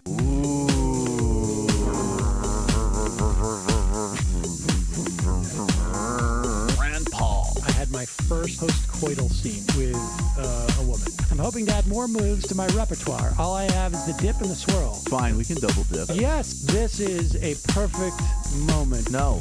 Wait, what? You make under $1 million a year. You're scum. You're nothing. Excuse me? Fuck you, you fucking liberal elite. I think you belong in jail. Thank you for saying that, Sam. You're a horrible, despicable person. All right, gonna take a quick break. I want to take a moment to talk to some of the libertarians out there. Take whatever vehicle you want to drive to the library. What you're talking about is jibber jabber. Classic. I'm feeling more chill already. Good. Donald Trump can kiss all of our asses. Hey, Sam. Hey, Andy. You guys ready to do some evil? Hitler was such an idiot. That guy might be a Nazi. Agree. No. Death to America. You. Yes. Wow. Wow, that's weird. No way! Unbelievable. This guy's got a really good hook. Throw our hands up. Ooh. Wow. But Sam, I gotta get off. No worries. Let's. I want to just flesh this out a little bit. I mean, look, it's a free speech issue. If you don't like me, Hey, shut up. Thank you for calling into the Majority Report. Sam will be with you shortly.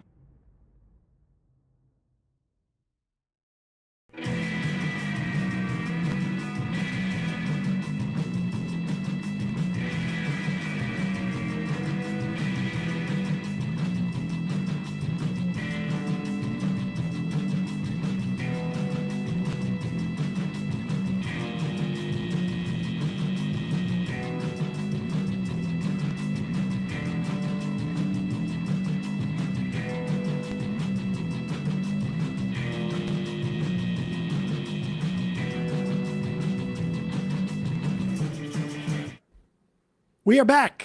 Sam Seder, Emma Vigeland. The fun half. The fun half of the Majority Report show where things are fun. You will have fun, or we will pepper spray you in your face. At this footage of stormtroopers. Yeah. Hey, folks. Today on What Are Your Local Fascists Up To? We have feds out in Portland, Oregon on Friday night, and they're having a conversation with a couple of young people who are protesting and have obviously hurt the fifis of these big, strong federal ICE officials. And, well, you know what happens next. Let's watch this.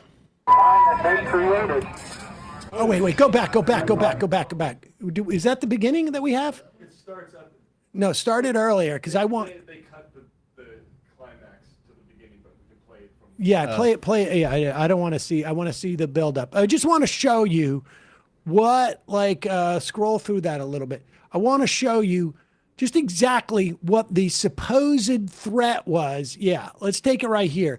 Why these thugs did what they did. Because you will see that this couple is standing there saying things. We can't exactly hear what they're saying, but they could have been mean things. They could have been like, hey, your outfit looks ridiculous, or you're a jerk, or you shouldn't be here terrorizing my neighbors. Like, how do you have such a big gut and no ass? Right. It could have been something like that.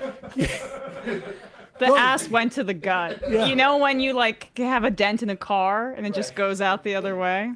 Yeah, I mean, there could have been all sorts of really horrifically mean things that they were saying that provoked this attack by these federal thugs. We're gonna body check it because what? Who is talking to you? No. Hey, this is the line that they created. Now look at that. Oh, shit. Oh, my God. They're completely blind now, those two victims of that attack. And you can see, if you go back, you can see it was completely premeditated. It wasn't just the sprayer, because you see this other cop goes and grabs the cop to the left, puts his hand on his back and walks him back so that he is out of the way.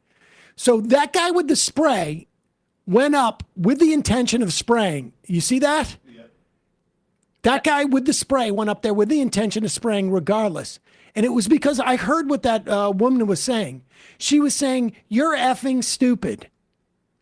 And so therefore you deserve a point blank shot in the face with pepper spray. I mean, you say woman. I don't know who that is. She looks like she could be a girl.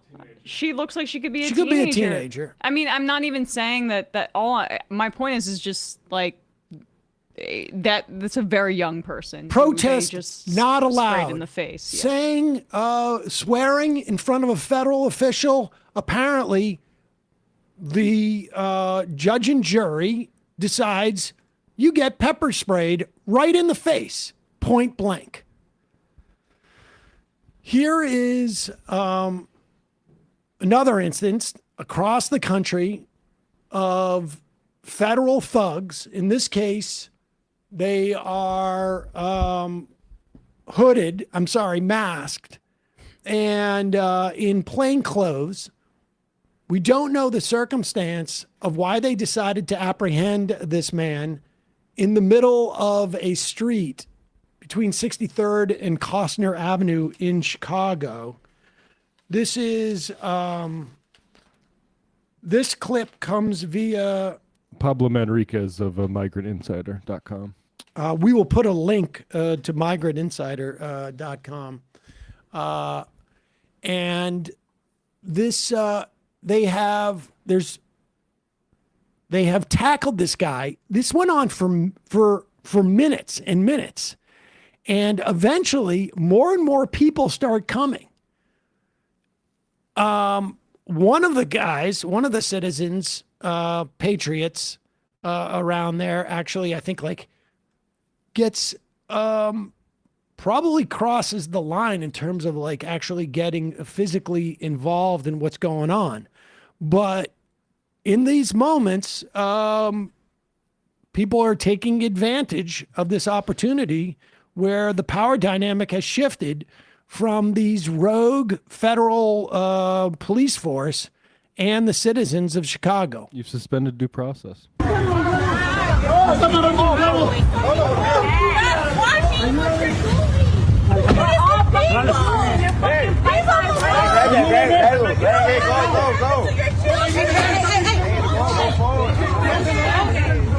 are making it very difficult for these. This is their benefit.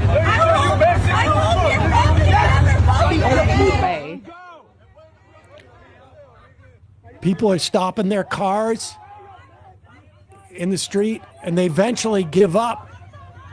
Hell yeah.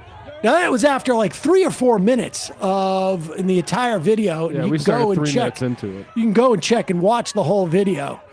That guy takes off, and then there's another ICE car that goes by later. But they were all over the place. But it just goes to show you, I mean, there are circumstances where it becomes too difficult for these guys to, I don't want to say do their job. They seem to be freelancing all the time. It's unclear what their job is. Certainly not to keep communities safe. It is to endanger people. And they don't seem to operate within any type of judicial or legal framework. There is no judicial or legal framework that allows a cop, based upon someone swearing at them, presenting zero threat, to go up and pepper spray in their face. It'd be nice for that $30 billion budget to just turn into a lawsuit slush fund. Well, we do at the very least have some suits. This is the big story coming into today is that you have the Oregon lawsuit from or the Oregon judge, who's a Trump appointee, federal judge, blocked the Trump administration from sending federal troops to Oregon. This judge was also is such a Republican, so in those circles, that she was on the Ken Starr legal team with the Bill Clinton. For Whitewater. And she personally interviewed Monica Lewinsky. Do you have a name? I don't have it written down here, but it's in every article on it. It's a female judge. She is as conservative as it gets. And she basically it's Judge Karen Immergut. And what happened was she first issued a temporary restraining order, essentially. I don't know if it was actually a TRO or just enjoined the Trump administration from nationalizing the Oregon National Guard and having them go into Portland. Then the Trump regime tried to nationalize the California National Guard and send them to Oregon. And she stopped that one. And then Trump regime tried to nationalize the Texas National Guard. And at that point, she basically was like, aren't defendants simply circumventing my order? Why is this appropriate? And so she imposed a fully enjoined the federal government from nationalizing any guard and going in there. And now there's rumors that Trump wants to send in the military. We have this little thing called posse comitatus in this country where you're not allowed to use the military in that fashion. But you'll recall they did send 200 Marines down into L.A. as sort of like a way of testing and sort of dip our toes. And we just wanted to sort of like, it's like memory foam. We just want to create a little bit of an indent. Now, those Marines never left their barracks, and because it was just a little toe dip. The Trump administration has appealed to the circuit court there. We'll see where that goes. And now there's that separate also suit from Illinois suing the federal government in response. So, you know, the part of why the Democratic messaging has been so horrific and listless and basically non-existent, at least from congressional leadership, it's been their strategy to rely on the courts. And in the first Trump administration, that was fairly effective, or that was a decent blueprint for it. And the Trump administration this time around has basically said we don't care, or has tried to overwhelm the courts or get around them. This is a glimmer of hope in that it's coming. Let's play clip 21. This is the Oregon Attorney General explaining that federal judge's order. Again, this federal judge appointed by Trump was working on Whitewater. You can't get much more right-wing Republican than this federal judge, at least on paper. Good evening, everyone. Dan Rayfield, Oregon's Attorney General. It's past 8:30 on a Sunday night, and I know the last thing that you want to do is listen to the Oregon Attorney General, but we have an incredibly important update in our case, the National Guard case, to pause the president's attempt to bring the United States military onto the streets of our cities. Yesterday, we were successful in receiving an order from the court pausing the president's attempt to federalize the Oregon National Guard. Shortly after that, hours after that, the president made orders to bring the National Guard of California to Portland. Today, we filed another temporary restraining order seeking an order to pause that action. Once we filed that action, the president let us know that he was bringing the Texas National Guard to the state of Oregon. This evening, we had an emergency hearing with Judge Immergut, and she again granted our temporary restraining orders, this time a broader temporary restraining order, pausing all attempts to bring any National Guard from any state to the city of Portland. We do expect the federal government to attempt to appeal this ruling, and we will continue to keep you updated as this progresses. Again, you have amazing people at the Department of Justice that will work all hours of the week, the weekend, to protect Oregon's values. We'll keep you updated. Okay, and Stephen Miller had this to tweet out. In response to that, he wrote, ICE facilities are federal property conducting a federal mission of immigration enforcement that protects the lives and livelihoods of 300 million American citizens. Well, that's all bullshit.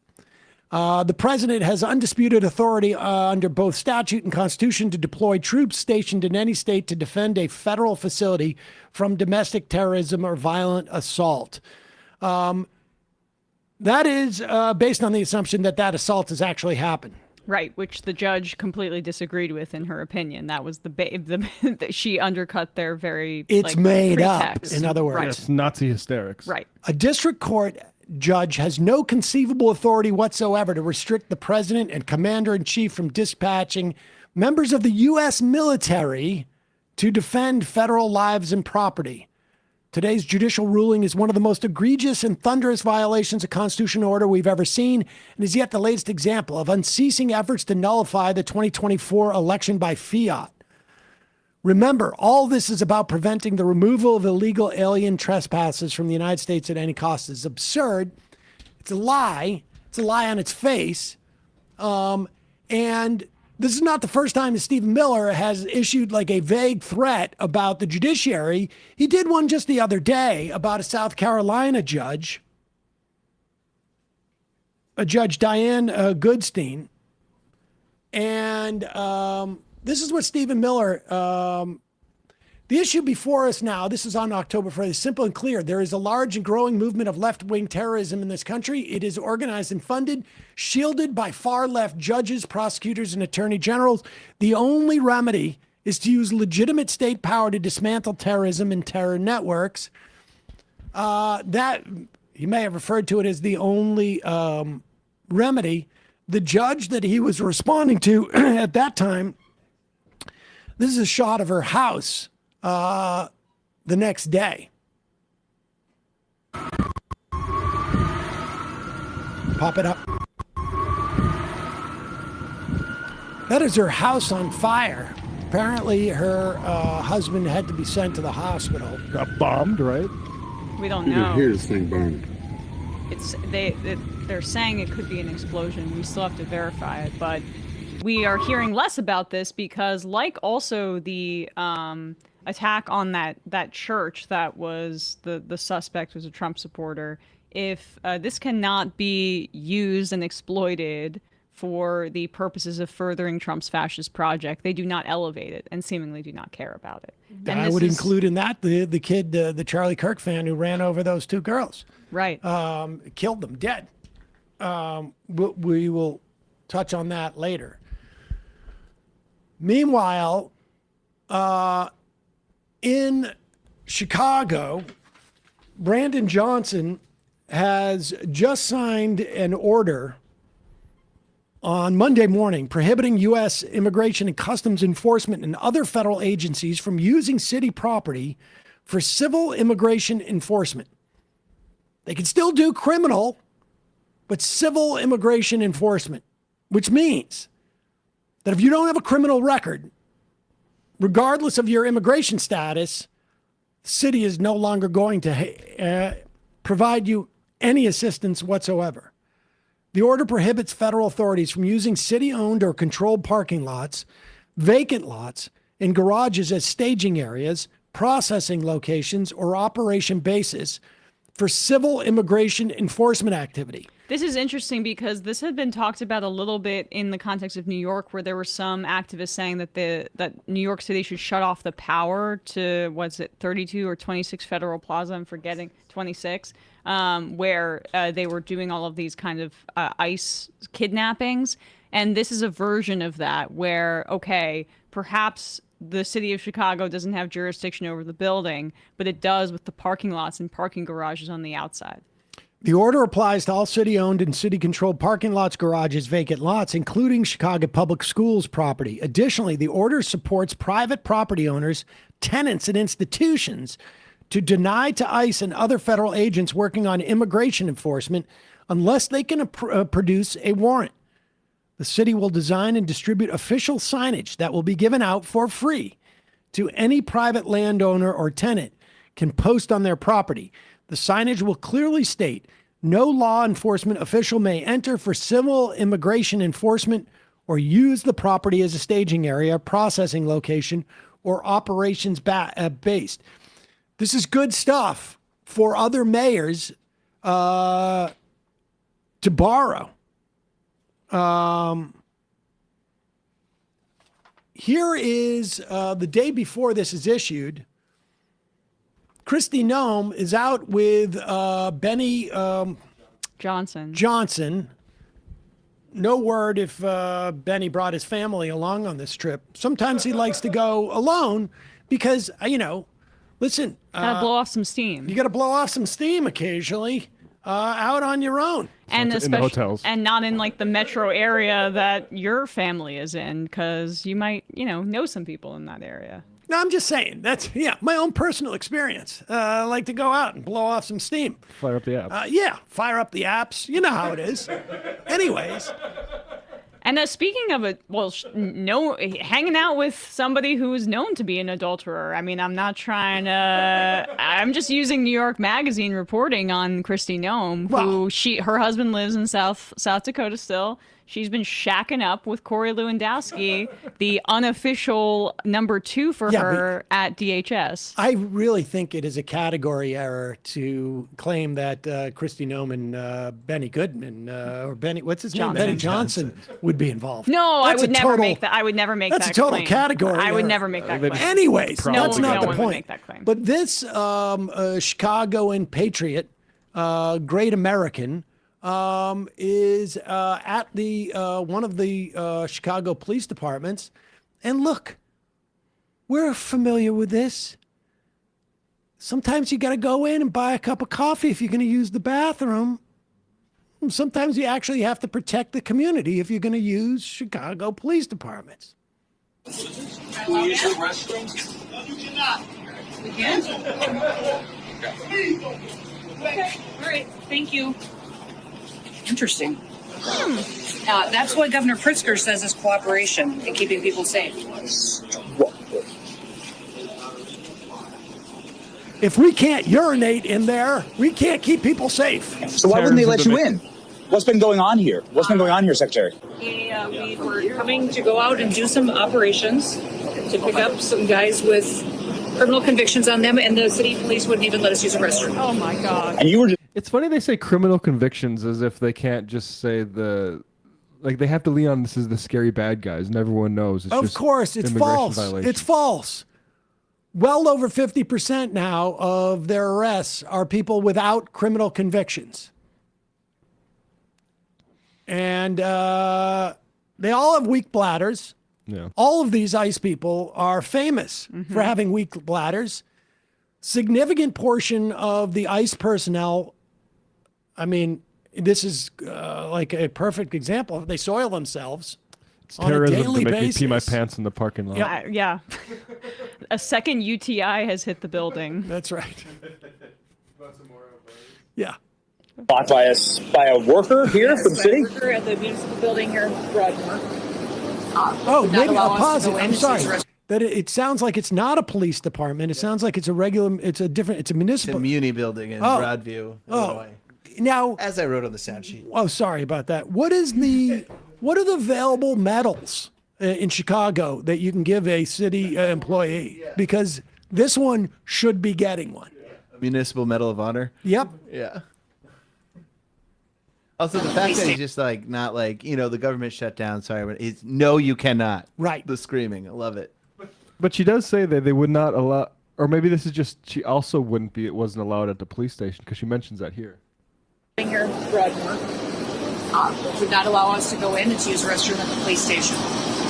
So as much as these local leaders and governors talk about cooperating and having the backs of our law enforcement officers, this is what we have to put up with every single day. And all we're doing is getting criminals, terrorists, and cartels, and gang members off. I like the idea that even the cops don't want help with that. Right. Now you can see a lot of the ICE, a lot of the ICE guys are walking around sort of squinting, Pinching their kneecaps together. And here, I think Kristi Noem is holding a bottle with her own urine. That's a great assumption to make. I think it's clearly what's going on here. Go ahead. To make families safer here. It's ridiculous. I mean, is impeding law enforcement? I mean, this is a real problem around This is a real problem. I'm so proud of our officers that deal with this Did every he say single day. impeding or impeding? Impeding. You're You're impeding. impeding us. Kristi You're Noem. impeding law enforcement. We can't. We. This is a real problem. We can't pee in there. You know what? This is a good opportunity to say we need more public restrooms. Right. This is an opportunity for empathy for all of those unhoused people that they want to lock up and federally warehouse. Yeah, it's sometimes tough when you can't have immediate access to a bathroom. Maybe we can do a GoFundMe where we do get adult diapers for all of the ICE. Diapers for ICE? Yeah, They got to wear them on the outside of their clothes, though, just for fun. Yeah, the guys who have to detain everyone who isn't like a 50-year-old grandma or something like that. Yeah. I know that America's got their backs, but what they face here every day is real prosecution. Incredible. Real prosecution. Wow. Can't find a bathroom. Wow. The Secretary of Homeland Security inside the building. Wow. Maybe if she bribed them with one of those, like that $50,000 Rolex that she parades around as she breaks up families, they would have been more amenable to it. Like the entitlement is incredible to me. The entitlement is incredible. Have you never been to like a gas station? They say restrooms closed. She's like, I'd be like, terrorist. You're prosecuting terrorist. us. You're prosecuting us. I have to wear black pants so nobody sees the Also, pee. the word she's looking for is persecuting Yes. us. She wants to feel like she's persecuted because they can't take a wee-wee where they want to. Well, she didn't know what habeas corpus was, right? Wasn't that her? Oh, that's true. She Yes. was, and wasn't that in like a congressional hearing? She couldn't figure that out. She's not her the most prepared. Doesn't have a bathroom plan. Doesn't know when to Look, drink water. South when Dakota's not, not sending their best, I think. Well, yes, it seems that way. Here is a clip. What number is this? Sorry.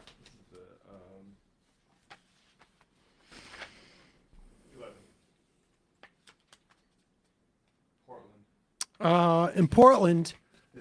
Clearly, this is Portland. This is Portland.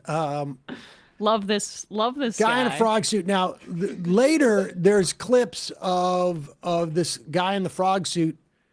One of them came with pepper spray and poured it into the ventilation thing, which could really, kill somebody. You're in a plastic bag. But you can understand why they did this, because when you put on the frog suit, you gain special powers that forces that you actually, it changes physics in such a way that you can literally repel people with your fingers.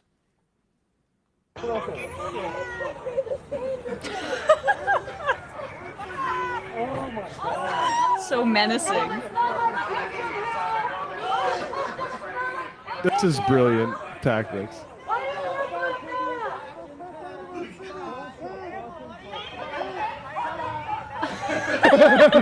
Classic mascot move right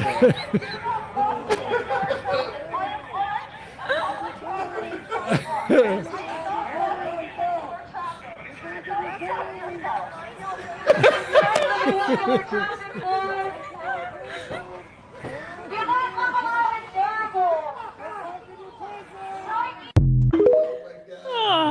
I have the pepper spray religious, thing.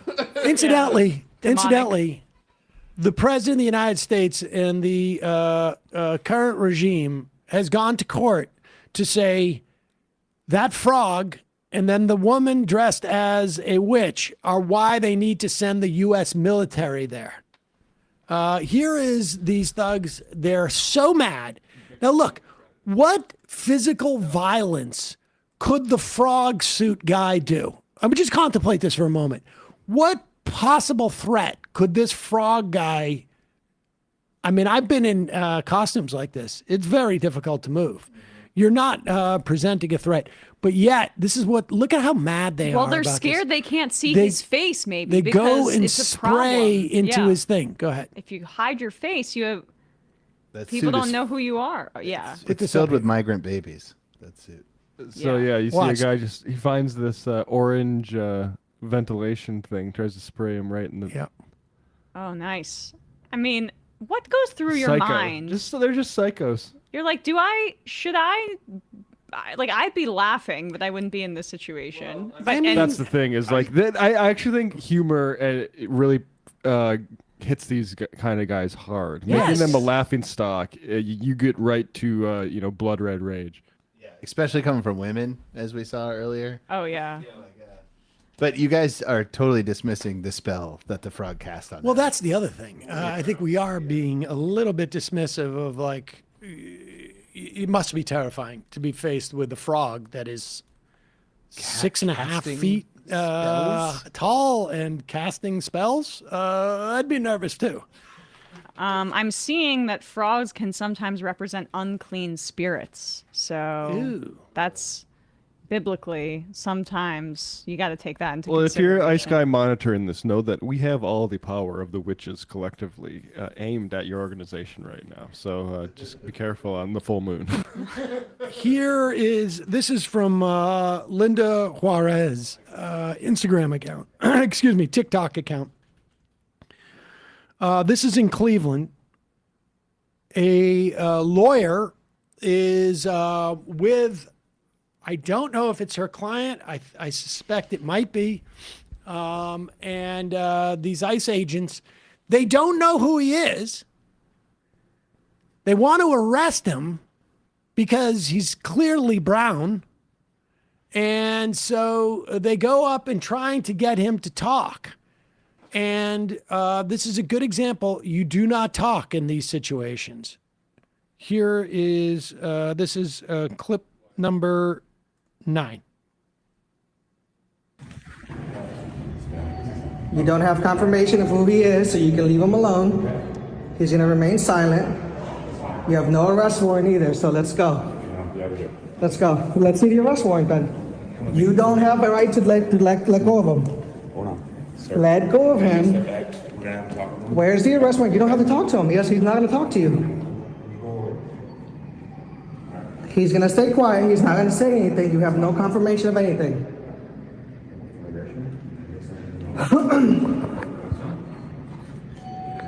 This is the third time pushing down the elevator to go down, and you're preventing us to go downstairs. You're preventing us, again, you're blocking the elevator. Third time they were trying to go downstairs. You can go with me. He's coming with me.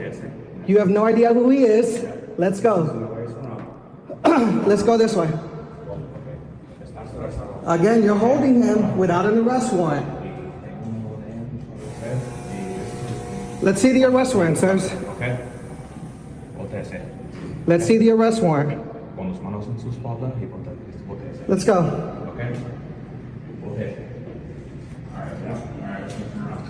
Where's the arrest warrant, guys? And what's the reason for the arrest? This is a lawyer, incidentally, narrating this.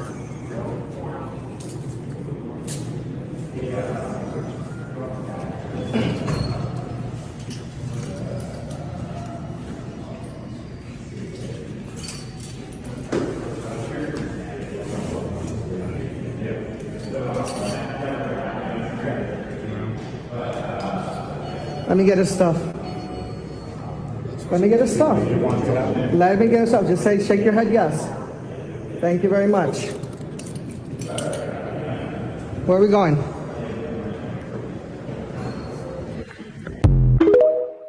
There you go. Just wearing that Chief Wahoo hat, too, like the old Indians logo, as he's just harassing brown people in the hallways. It's just...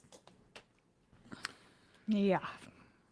This is what's going on, folks, and it's important that as many people as you know about this, because it's not going to end there, as if it ending there would be insufficient for people to be outraged and start realizing what's going on.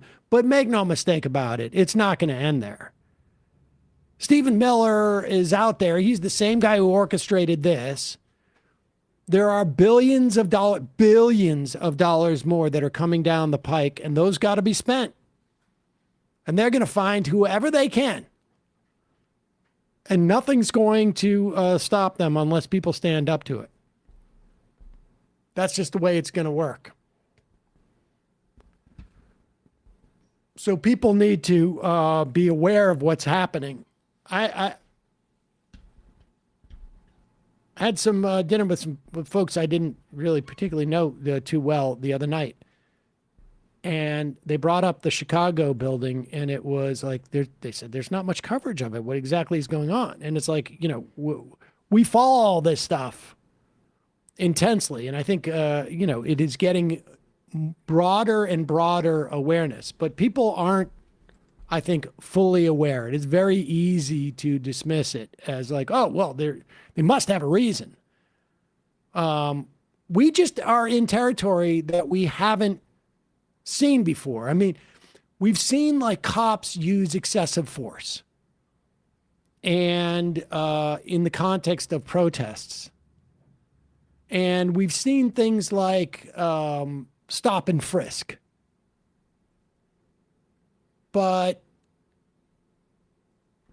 there has been presumably like an apparatus, like a structure to these things in the past that allow them to be addressed. And we don't, I mean, that's the thing. We don't have that structure in this situation. And there is no limiting principle. Yeah. I mean, think about those instances of police brutality and like what would be called for. There would be a call for some sort of federal investigation. The Department of Justice would look into it. And the Biden era, it was, you know, Merrick Garland, whatever. It's Pam Bondi now. Yep. And they're picking and choosing what they're going to pursue based on explicitly partisan political motivations in the most open way that we've ever seen. All right, let's do a couple IMs here, figure out what we're going to do. Well, I'd love just to do we have Oh, we gotta anything do on the the flotilla? flotilla? Just because We've got an update. Yep. Over the weekend, the reports trickled out about the nearly 500 flotilla activists. There were journalists. There were just humanitarians, actors, folks who were kidnapped by Israel in international waters, as they anticipated, when they were trying to bring life-saving aid to Gaza. And we didn't hear much from these people. I mean, I was grateful to see that friend of the show, Greg Stoker, was out this morning. I believe that David Adler, we still don't know what his status is of Progressive International, somebody else who's been a guest on this show before. So if you're in California, I'd really highly recommend calling your senators or your representatives, because David is in California and he's an American. But there were reports over the weekend that, Greta Thunberg, who was one of the most high-profile activists who was taken by Israel, she reported treatment of, humiliation and abuse to the Swedish embassy. The other activists that were there have said things to the press that she has yet to publicly verify herself, but their accounts were very similar, that she was humiliated, paraded around, kept in squalid conditions, and forced to kiss the Israeli flag. She was finally freed this morning, and this is what she had to say to the press in response.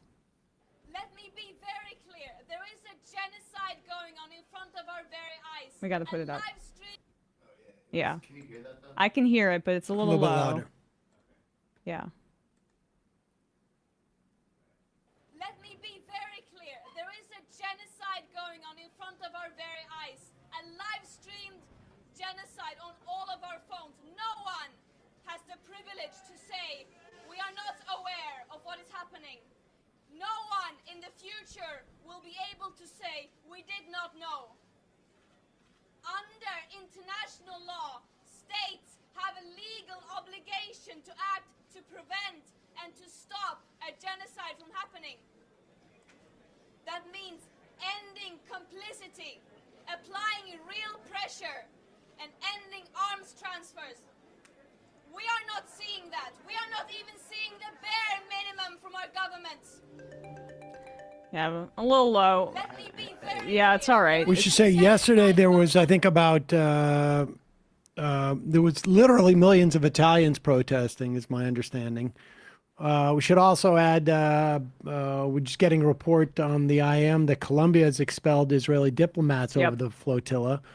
We should also say, got a message, another American on board that same boat as Stoker, Logan Hallersmith, a San Francisco native. It is sort of fascinating. Nancy Pelosi put out a press release today. I guess good. Quote, Logan Hollersmith is an American citizen from San Francisco who served as captain of the Gaza-bound humanitarian aid vessel. Is reported to be among those now detained in an Israeli prison. I call on the Israeli government to immediately grant full consular access, provide transparent evidence of any charges, and guarantee that proper legal rights are extended. I'm glad she used the word Israel there. At first, I did not see it. The right of U.S. citizens to due process and fair treatment under international law must be protected. I stand with the family of Logan Hollersmith in demanding clarity, accountability, and the safe return of all detainees. The international community must redouble efforts to deliver aid in Gaza, protect human life, and pursue a just and lasting peace for security for both Israeli and Palestinians. There is a thing that's missing from there. And even though it is, she has no influence with the current administration of the American government, a call for America to leverage its aid to Israel. I mean, if the idea is that you need to redouble efforts to deliver aid in Gaza, protect human life, and pursue a just and lasting peace, well, where does leveraging U.S. aid go? Is that doubling efforts? Is that a redouble, or is that like a re-quadruple? And so you can't go that far. We have the mechanism. The mechanism, the Israelis have admitted as much, is aid to Israel. End it. Enough. End it immediately. Yep. And if Israel thinks that they can continue on what they're doing without American aid, then fine, we'll deal with it. We will then, from there, redouble our efforts. There is absolutely no excuse whatsoever for $1 of American taxpayer money to go to Israel at this point. I'm sorry. There's not any excuse for $1 to go there. Yeah. Here's just a little bit more of Greta, because I thought this was a really good point, where she is continuously changing the conversation from her mistreatment to the Palestinians. Hakeem Jeffries. And I could talk for a very, very long time about our mistreatment and abuses in our imprisonment. Trust me, but that is not the story. What happened here was that Israel, while continuing to worsen and escalate their genocide and mass destruction with genocidal intent, attempting to erase an entire population, an entire nation in front of our very eyes.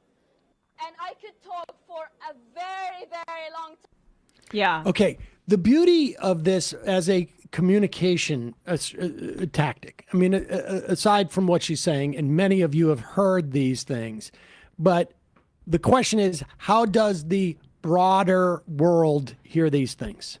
Not just the United States, this, going to Europe. Do you get one more person? How do you get at least one more person to be aware of this? Those cameras, those microphones are there because they want to know the most salacious of details in terms of like, how were you treated? Yep. And she understands this dynamic. At 22. And she uses it. She'll even tease it. Yep. I could talk for hours, and maybe I will. After the next statement or the next statement, I know. You got to be here every time. Well, we talk about messaging, right? I mean, and this is an activist messaging versus a politician, but a lot of the stuff, it kind of falls into the same bucket. It's like, how do you always redirect the conversation to where you want it to be? We're critical of Democrats, that Democratic leadership that say, Jeffries is, he'll redirect the conversation when it's like there's the salacious fight between him and Trump over the racist sombrero meme. He'll redirect it vaguely to like, we're going to help protect your healthcare and stuff. But someone like Zoran Mamdani is always redirecting it to what proactively he wants to do. And that's much better politics because it shows what you stand for, not just what you are against. It's also easier, to be fair, Yes. to Hakeem Jeffries is that Mamdani has an actual, like, stated agenda Yes. that they're running on. The Democrats may. It's secret because they have been told by their consultant class that the best thing to do is not get in the way of Donald Trump harming himself. Now, of course, that was the strategy they used in 2024. It did not work. And so, of course, to justify that advice in 2024, the consultants are like, we've got to do it again. It's just, you got to do it better. Yep. That's the way that works. Bet your way out of your losses. Exactly. Exactly. We are just one good, like, we're an ace away from walking away with this with no problems. And frankly, a new car. Yeah. Speaking of douchebags. Oh my God. Listen. Glad you said plural. Because. Oh, yeah. This is a whole table full of them. I don't even want to think about the smell in this goddamn place. The sulfur, I think, is the word you're looking for. Sulfur. Years ago, and I know we've talked about this, I interviewed Van Jones on his new movement that he was starting. He had addressed Netroots Nation. This was like, we had no video back at the time. So this was probably like, I want to say like 2010 or 2011 or 2012. And I interviewed him on his new thing because he had a really tough, he was very tough at Netroots Nation about, like, he was going to debate Glenn Beck or something. I can't remember what it was. And I remember interviewing him, and he had this movement that he wanted. And it was like, it sounded like a populist movement. And I'm like, and who are the villains in this narrative? And he's like, there are no villains. And I'm like, wait a second, what? And he was so adamant that there was nobody, like, this was like, it was almost like it was just natural. Okay, because when you're describing this, this sounds exactly like your conversation with Ezra Klein a few months ago. I just want you to be like, well, he to also be fair, couldn't identify Ezra Klein, villains. yeah, that's just because he didn't want to say it was the environmental groups and do-gooders. But here, like, when I was talking, he was like, no, and I'm like, this is not real. This is not real. And Van Jones has gone on to make me feel like I should trust my instinct on people because he is just as reprehensible as he's always been. Remember, this is the guy, incidentally, who proclaimed that Donald Trump finally became president. I can't remember what it was, whether it was the bombing of Syria. Yeah, or it was something like that. Whatever it was. That's in the first time around. This guy's running a racket, full-on racket. But isn't part of that because we had to fold everything into critical race theory, and somehow the Middle East became part of, I see it differently, and I love this conversation because I think people, those of us who went to college, give a lot more credit to college courses for how the world works than I do. This is not about critical race theory on college campuses. This is about Iran. Iran and Qatar have come up with a disinformation campaign that they are running through TikTok and Instagram that is massive. If you are a young person, you open up your phone and all you see is dead Gaza baby, dead Gaza baby, dead Gaza baby, right. Diddy, dead Gaza baby, dead Gaza baby. Like, that's basically your whole feed. So that's not DEI. That is a geopolitical adversary that is deliberately trying to divide the West against itself. That view is not. Okay. Wow. First of all, so grotesque to work in the dead Gaza baby into your joke. But also the implication that, like, is he saying they're not real? Is he saying these dead Gaza babies? I mean, there have been literally tens of thousands of children murdered by Israel in Gaza. Tens of thousands, minimum, that we know of, whose name we can actually say. And is the implication, like, that Iran, that they're fictionalizing it, or just that the reason why it's showing up in your feeds is because Iran and Qatar have the ability to amplify these images. I mean, this is. Well, it's defensive because now there's the young people that he's talking about are, even if these young Republicans think Israel or AIPAC is toxic too, if they're under 30 years old, they have some understanding of that, and they're the primary consumers of TikTok. TikTok is now in the process of being sold to a bunch of Zionist billionaires. So Van Jones goes out there. Can we put him back up on the screen, like wearing that Israeli hostage pin, like it's freaking, I mean, like his life depends on it. Acting essentially as a spokesperson for the Israeli government to claim that it's not the Zionist propaganda that you see over and over again on social media telling you not to believe your lying eyes, that's the problem. Oh, it's Qatar and Iran that somehow have influence over over TikTok that is causing you to believe this kind of thing. It's the exact opposite. So he presents an alternative narrative for folks out there to continue to allow for Israel to skirt responsibility for the genocide they're committing, and to give, like, I don't know, some cover for people to still support it.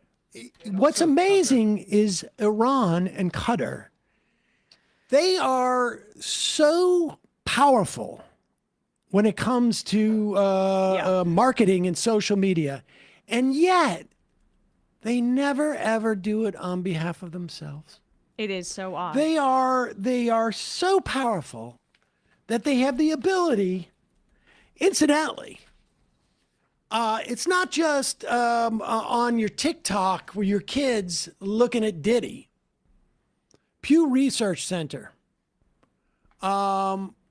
percent who have an unfavorable view of Israel, 2022 to 2025. Lean Republican has gone from 27% to 37% in 3 years. Ages 18 to 49 have gone from 35% unfavorable view of Israel to 50%. 50 plus have gone. This is amongst, I should say 50 plus amongst lean Republican have gone from 19 to 23.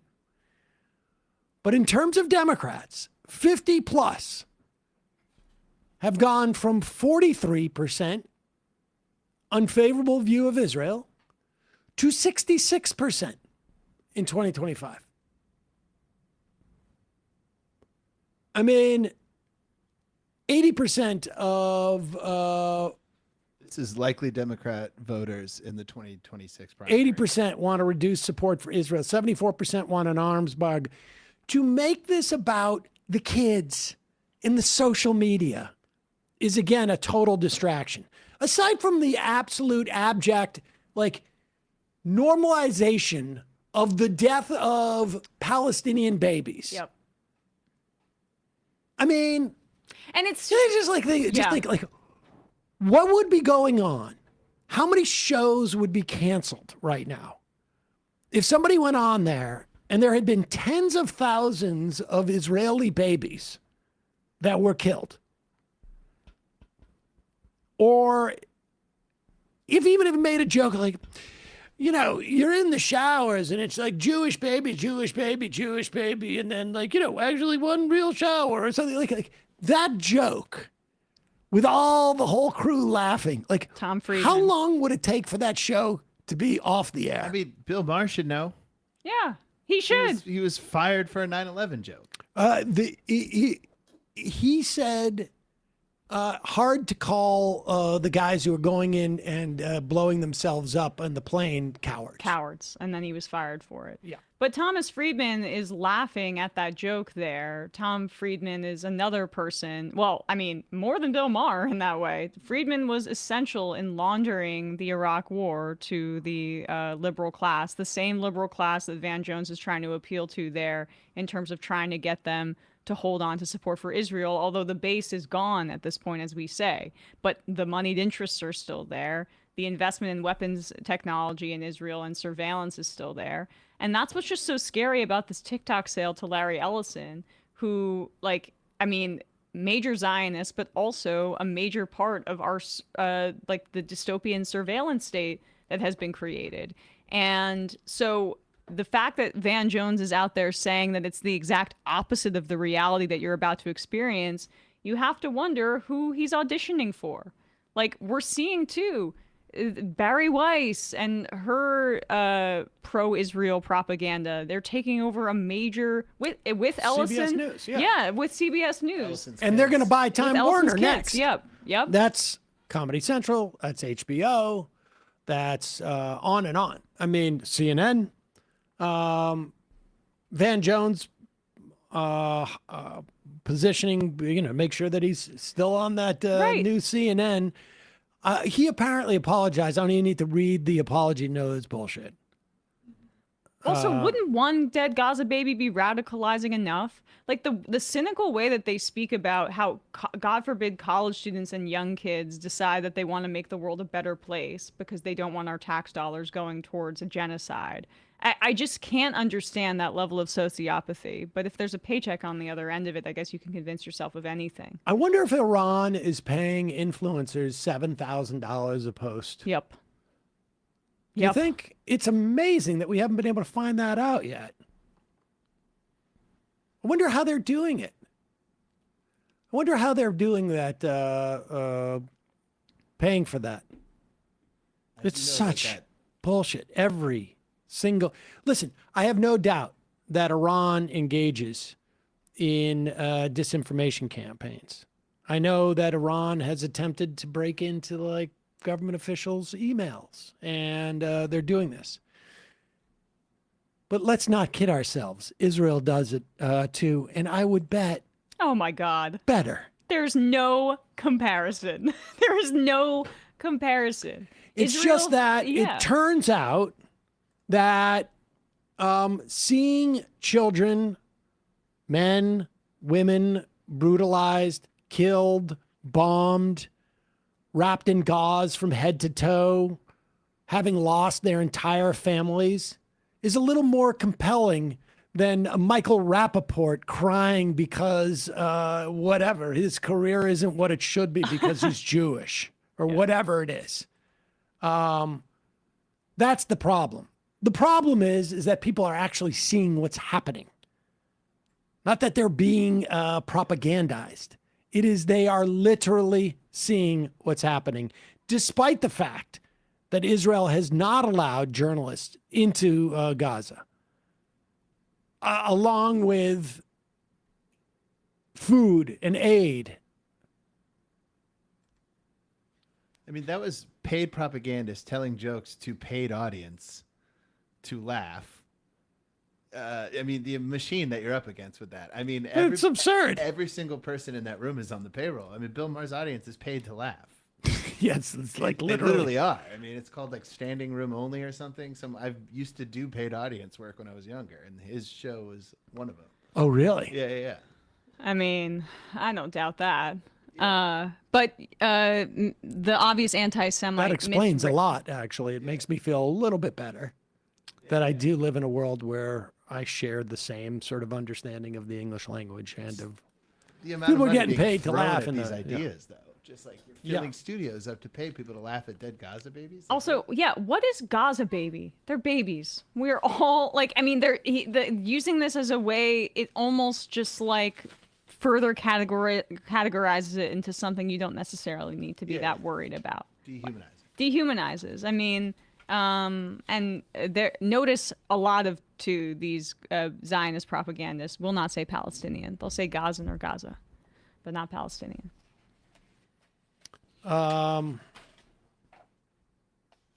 Let's do some fun thing. Sure.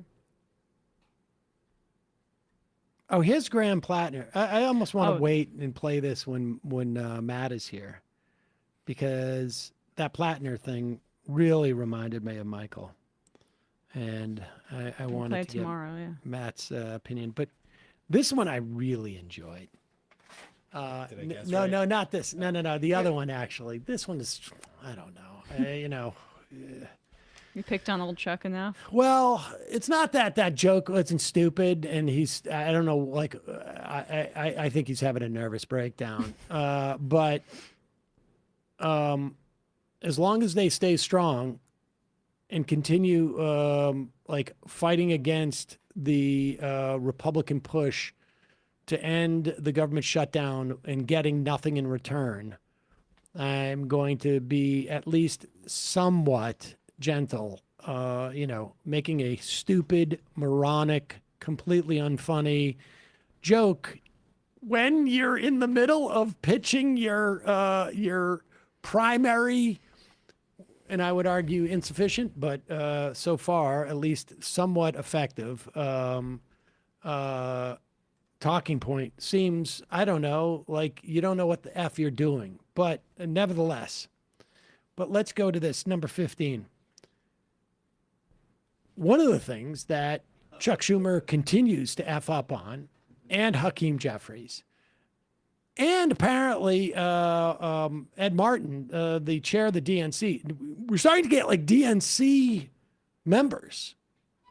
Ken Martin. Ken Martin, sorry. We're starting to see DNC members now, like, going to the press saying that we're talking to Ken Martin, asking him to be more supportive of Zohran Mamdani. Like, that's like when Time magazine back in the day would cover something. You knew it was like, oh, this was hot a year ago, and it's making it to Time magazine. If people in the DNC are now going public with their complaints to Ken Martin that the DNC is not doing enough to support Zohran Mamdani, we are light years past where, like, it's stale.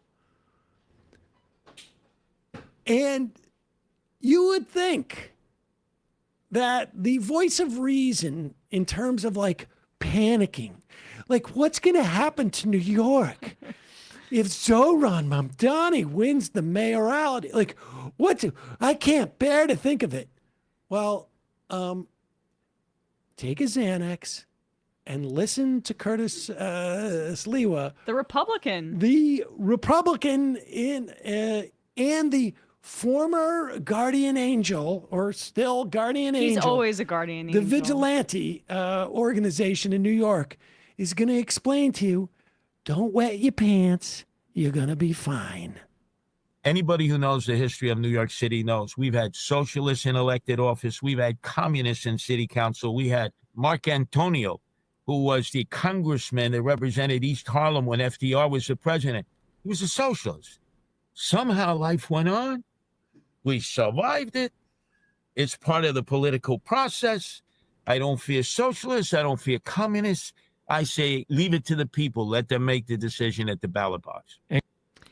I mean, Andrew Cuomo likes taking credit for LaGuardia Airport being nicely renovated now. The namesake, LaGuardia, is somebody that Sliwa could have pointed to there in terms of, like, transformational. I don't know if LaGuardia would have been identified as a socialist, but definitely like a New Deal kind of Zohran definitely progressive. identifies him as a socialist, Yeah. socialist all the time. Yeah. So there you But go. what I found also really fascinating about what Sliwa did there, having been around a bunch of old Jews myself,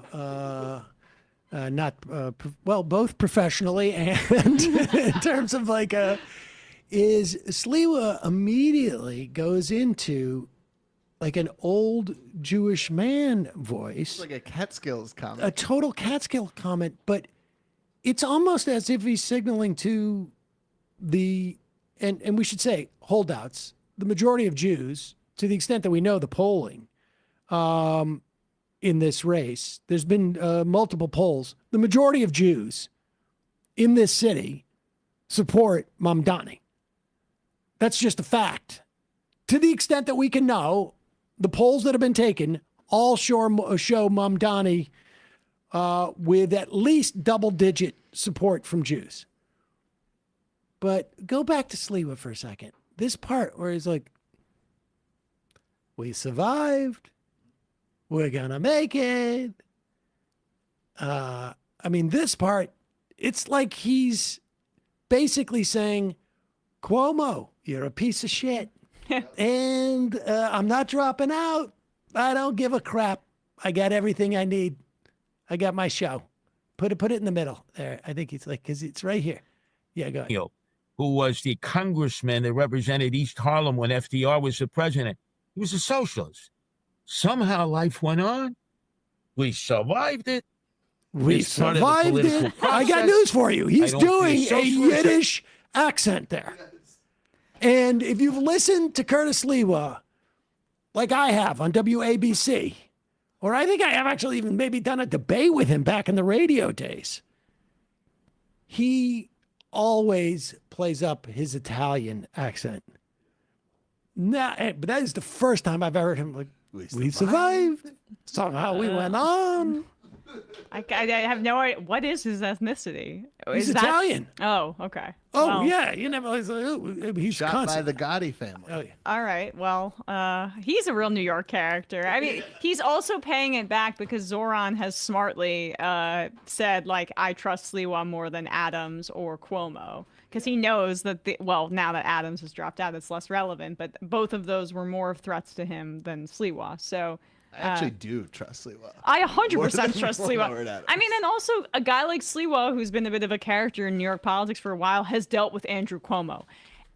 Andrew Cuomo needed the threat of him being the front runner to get this over the finish line. And now that he's been so easily and handily defeated, a lot of his like most potent weaponry, which is his like retaliatory bully attitude, it's made moot. We read those quotes from that one of those donors who was like, yeah, I donated a rich guy $250K in the primary, but that's because I thought he was going to win. I wanted to curry favor with him. Now, who cares?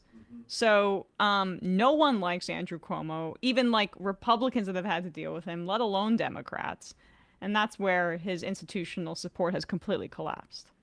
I just want to, remind you that Jewish voters support Mamdani. It's just the case. Yep. You'll hear that. You'll hear Jewish voters used interchangeably with Zionist activist groups in most of the press, or Jewish students with Zionist activist groups. They'll never cite statistics. They'll never often even cite quotes. Sometimes they will, and they'll be handpicked. But it is a misinformation campaign to conflate Jewish voters with Zionist interests. This is from Adam Johnson's piece in These Times. Two recent polls, this is in August. A July Zenith research poll shows Mamdani with a 17-point lead with New York Jewish voters, with 43% of the total, compared to 26% for Cuomo, 15% for Adams, 9% for Sliwa. You could argue that if all of Eric Adams' votes goes for Cuomo, that would be 51%. But the majority in July. Second poll from July by GQR Research, commissioned by an anti-Mamdani pro-Israel organization, the New York Solidarity Network, found Mamdani leading with Jewish New Yorkers by 12 percentage points.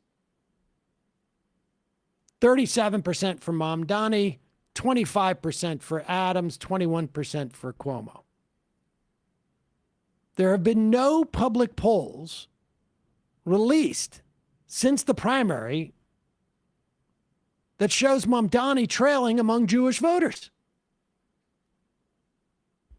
I guarantee you, I literally had a conversation with someone 2 days ago that said 70% of Jews in New York are against Mamdani. And I'm like, I haven't seen that poll, but I didn't.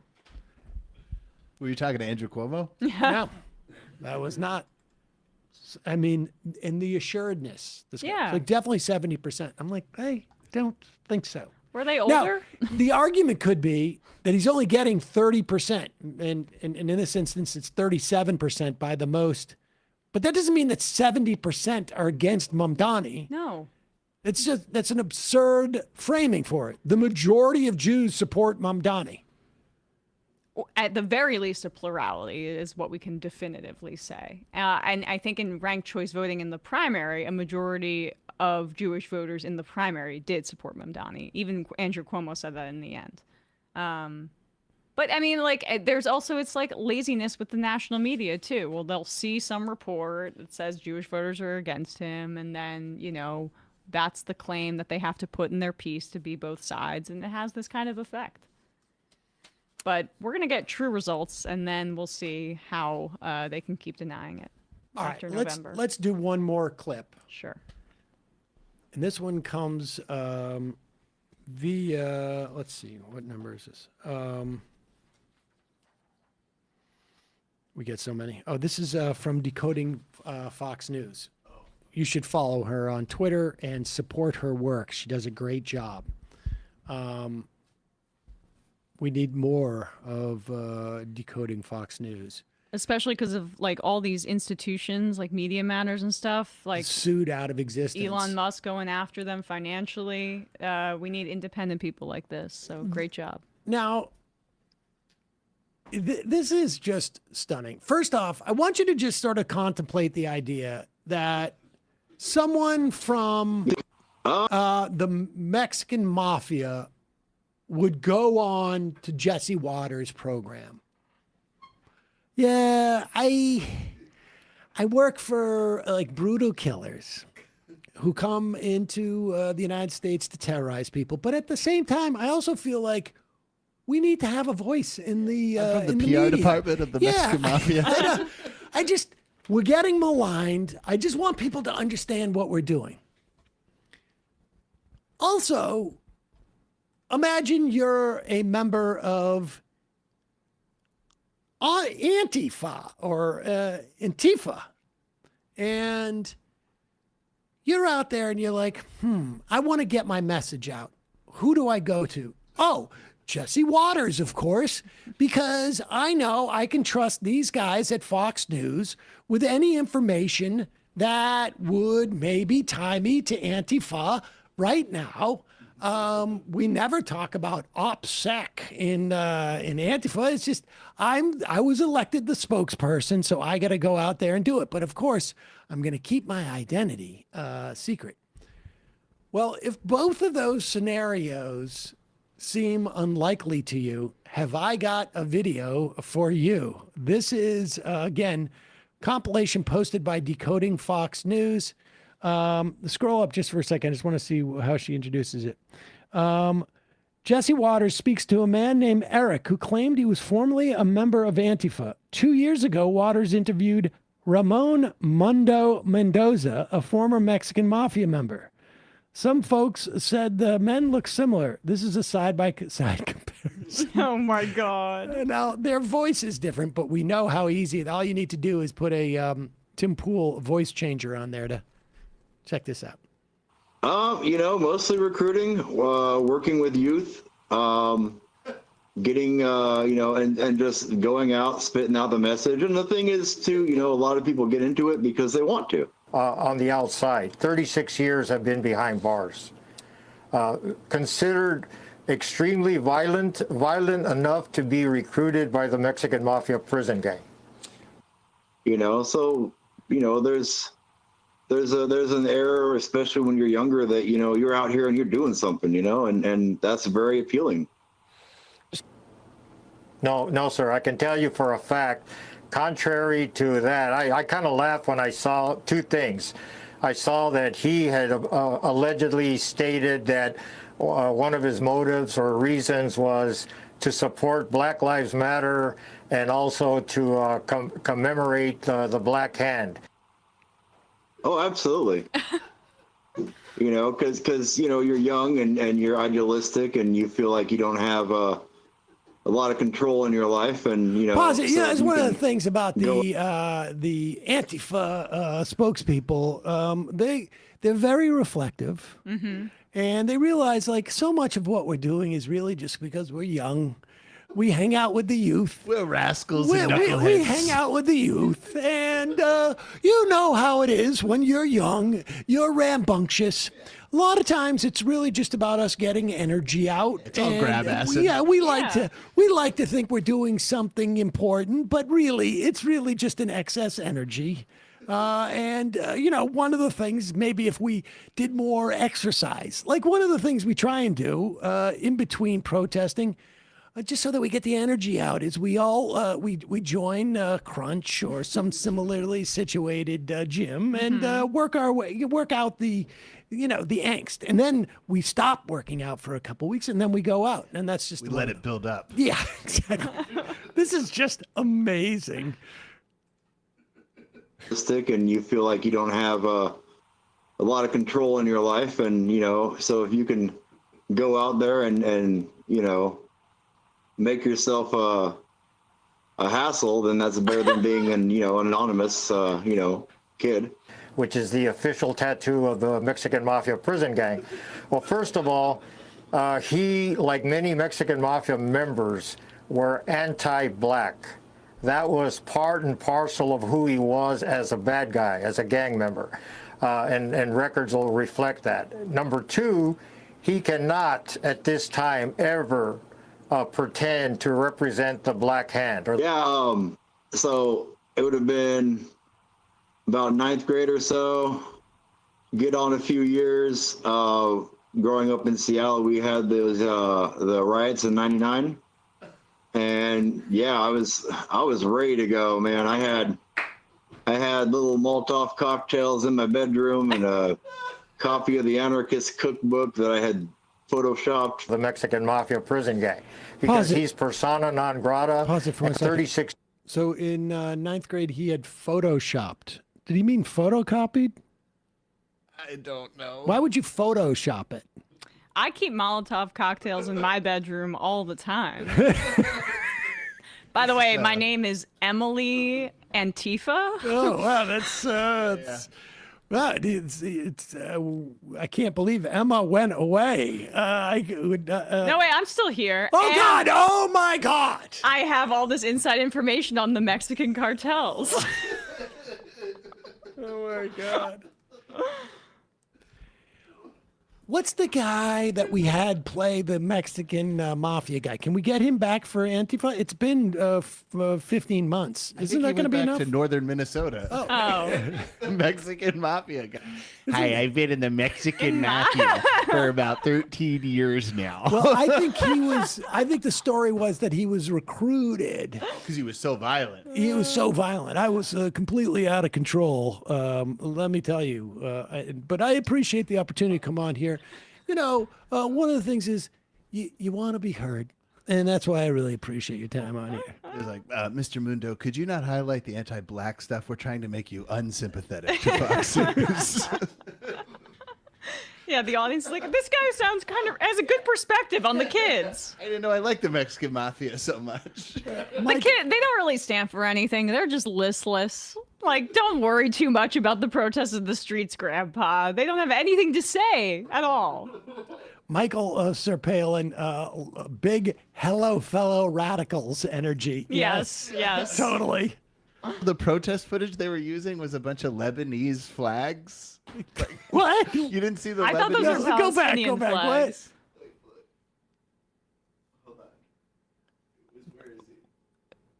There? Oh, there's some Lebanese flags. Yeah. Okay. Yeah. There's some Palestinian flags there too. It would have been. And Mexican flags. Oh, so many scary ethnicities for the audience. I don't know. It didn't look like that big of an anti.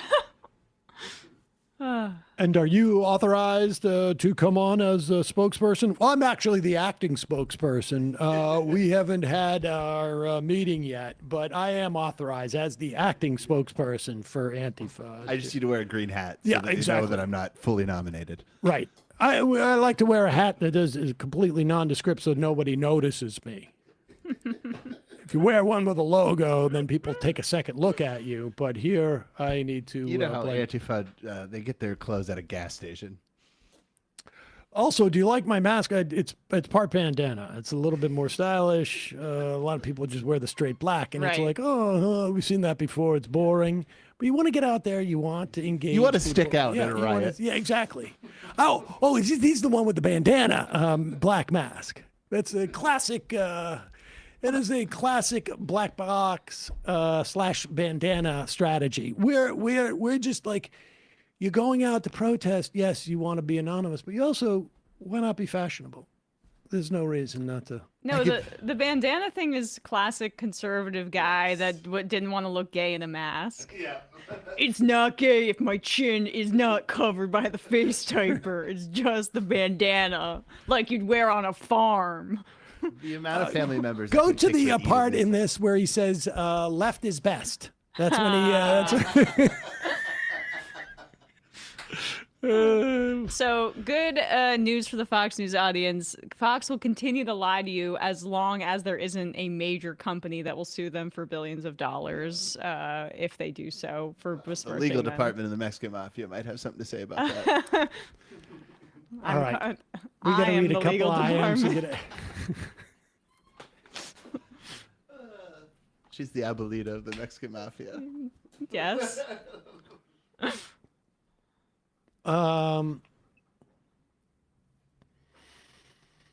Sean from Coke Alley. Social Security question for you, Sam. Got a guy at work claiming he has a buddy who retired to the Philippines, saying he's ineligible for his Social Security by being in a foreign country. The only information I could find is they won't pay to hostile countries like North Korea, Cuba, country with sanctions. I couldn't find any reason for the Philippines to be on the list. Any opinion? I have not heard of any type of prohibition for getting Social Security if you've retired to a foreign country. I feel like a lot of people do that. New Jersey mailman. I just want to point out all these ICE guys brutalizing your neighbors, killing your neighbors, and breaking up your neighbors' families for free. They aren't getting paid. Most of them are dipping into their retirement so they can continue this job. Oh, I don't think that's true. They're getting a bunch of cash. You talking about the shutdown, though? Oh, right now they're not getting paid, but they will get back pay. Yes. They will get back pay. Matt from Denver. Sam, have you never heard of Special Ops frogmen? Those innocent ICE officers are clearly afraid of that member of the Navy SEALs who clearly trained in underwater assaults. Not Nick Fuentes. Hello, Sam. I'm not being paid by Iran or you to write IMs to contribute to your show. Just a fan, and I'm paying you to let me have access to your IM chat function on the show, so we're clear. Okay.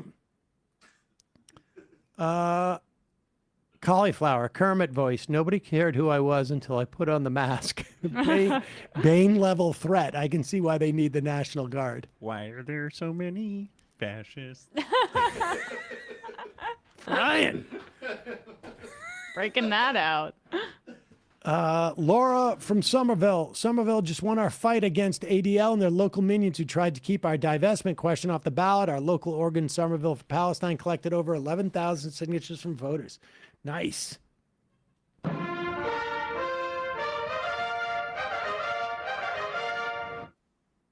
Charlie Scher. I'm sure we in the trans community can give Mrs. Gnome and her ilk pointer on what to do when you're banned from the restroom. Nice.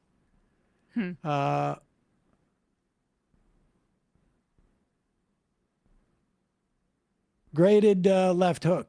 Following the Manchester synagogue attack on Yom Kippur, the government is instigating a crackdown on Gaza protests. The Green leader brought up in Manchester and Jewish, putting up the best fight of any political figure against it.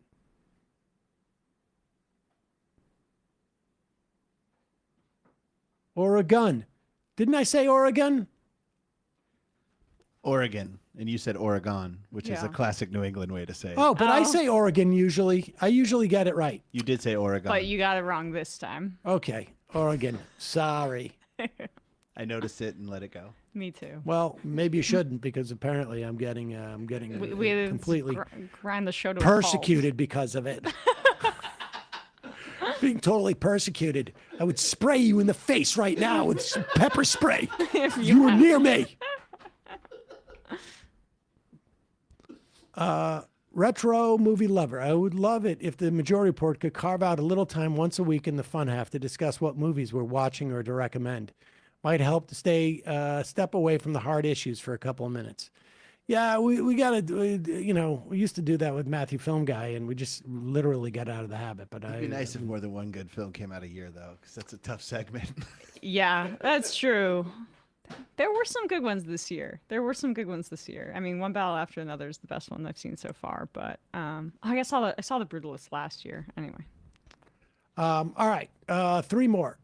Jamie from the UK. Hey, Sam, Emma, Matt, Brian. Just wanted to make a guest suggestion for the show. My suggestion is Zach Polanski, the progressive new leader for the UK Green Party. As a Green Party member, I can say with confidence the Green Party is like our version of the DSA and the real left-wing alternative. Unlike the Your Party shambles, which apart from Jeremy Corbyn and Zara Sultana is primarily made up of right-wing independents who support things like anti-abortion, anti-trans, anti-queer measures, as well as being against taxing private schools. Left is best. I don't know enough to say, but other UK left-wing people I've followed do not agree with that assessment. But we'll look into it. Ty Worm. Can't believe they got my cop uncle on Jesse Waters. And the final IM of the day.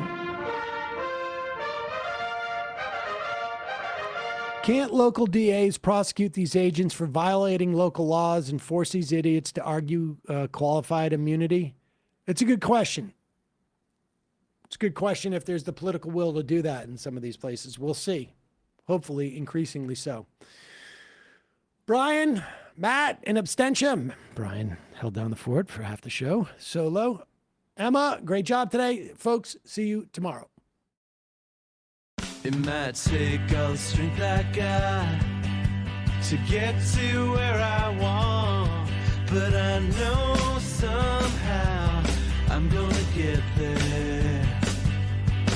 I wasn't looking when I just got caught between the truth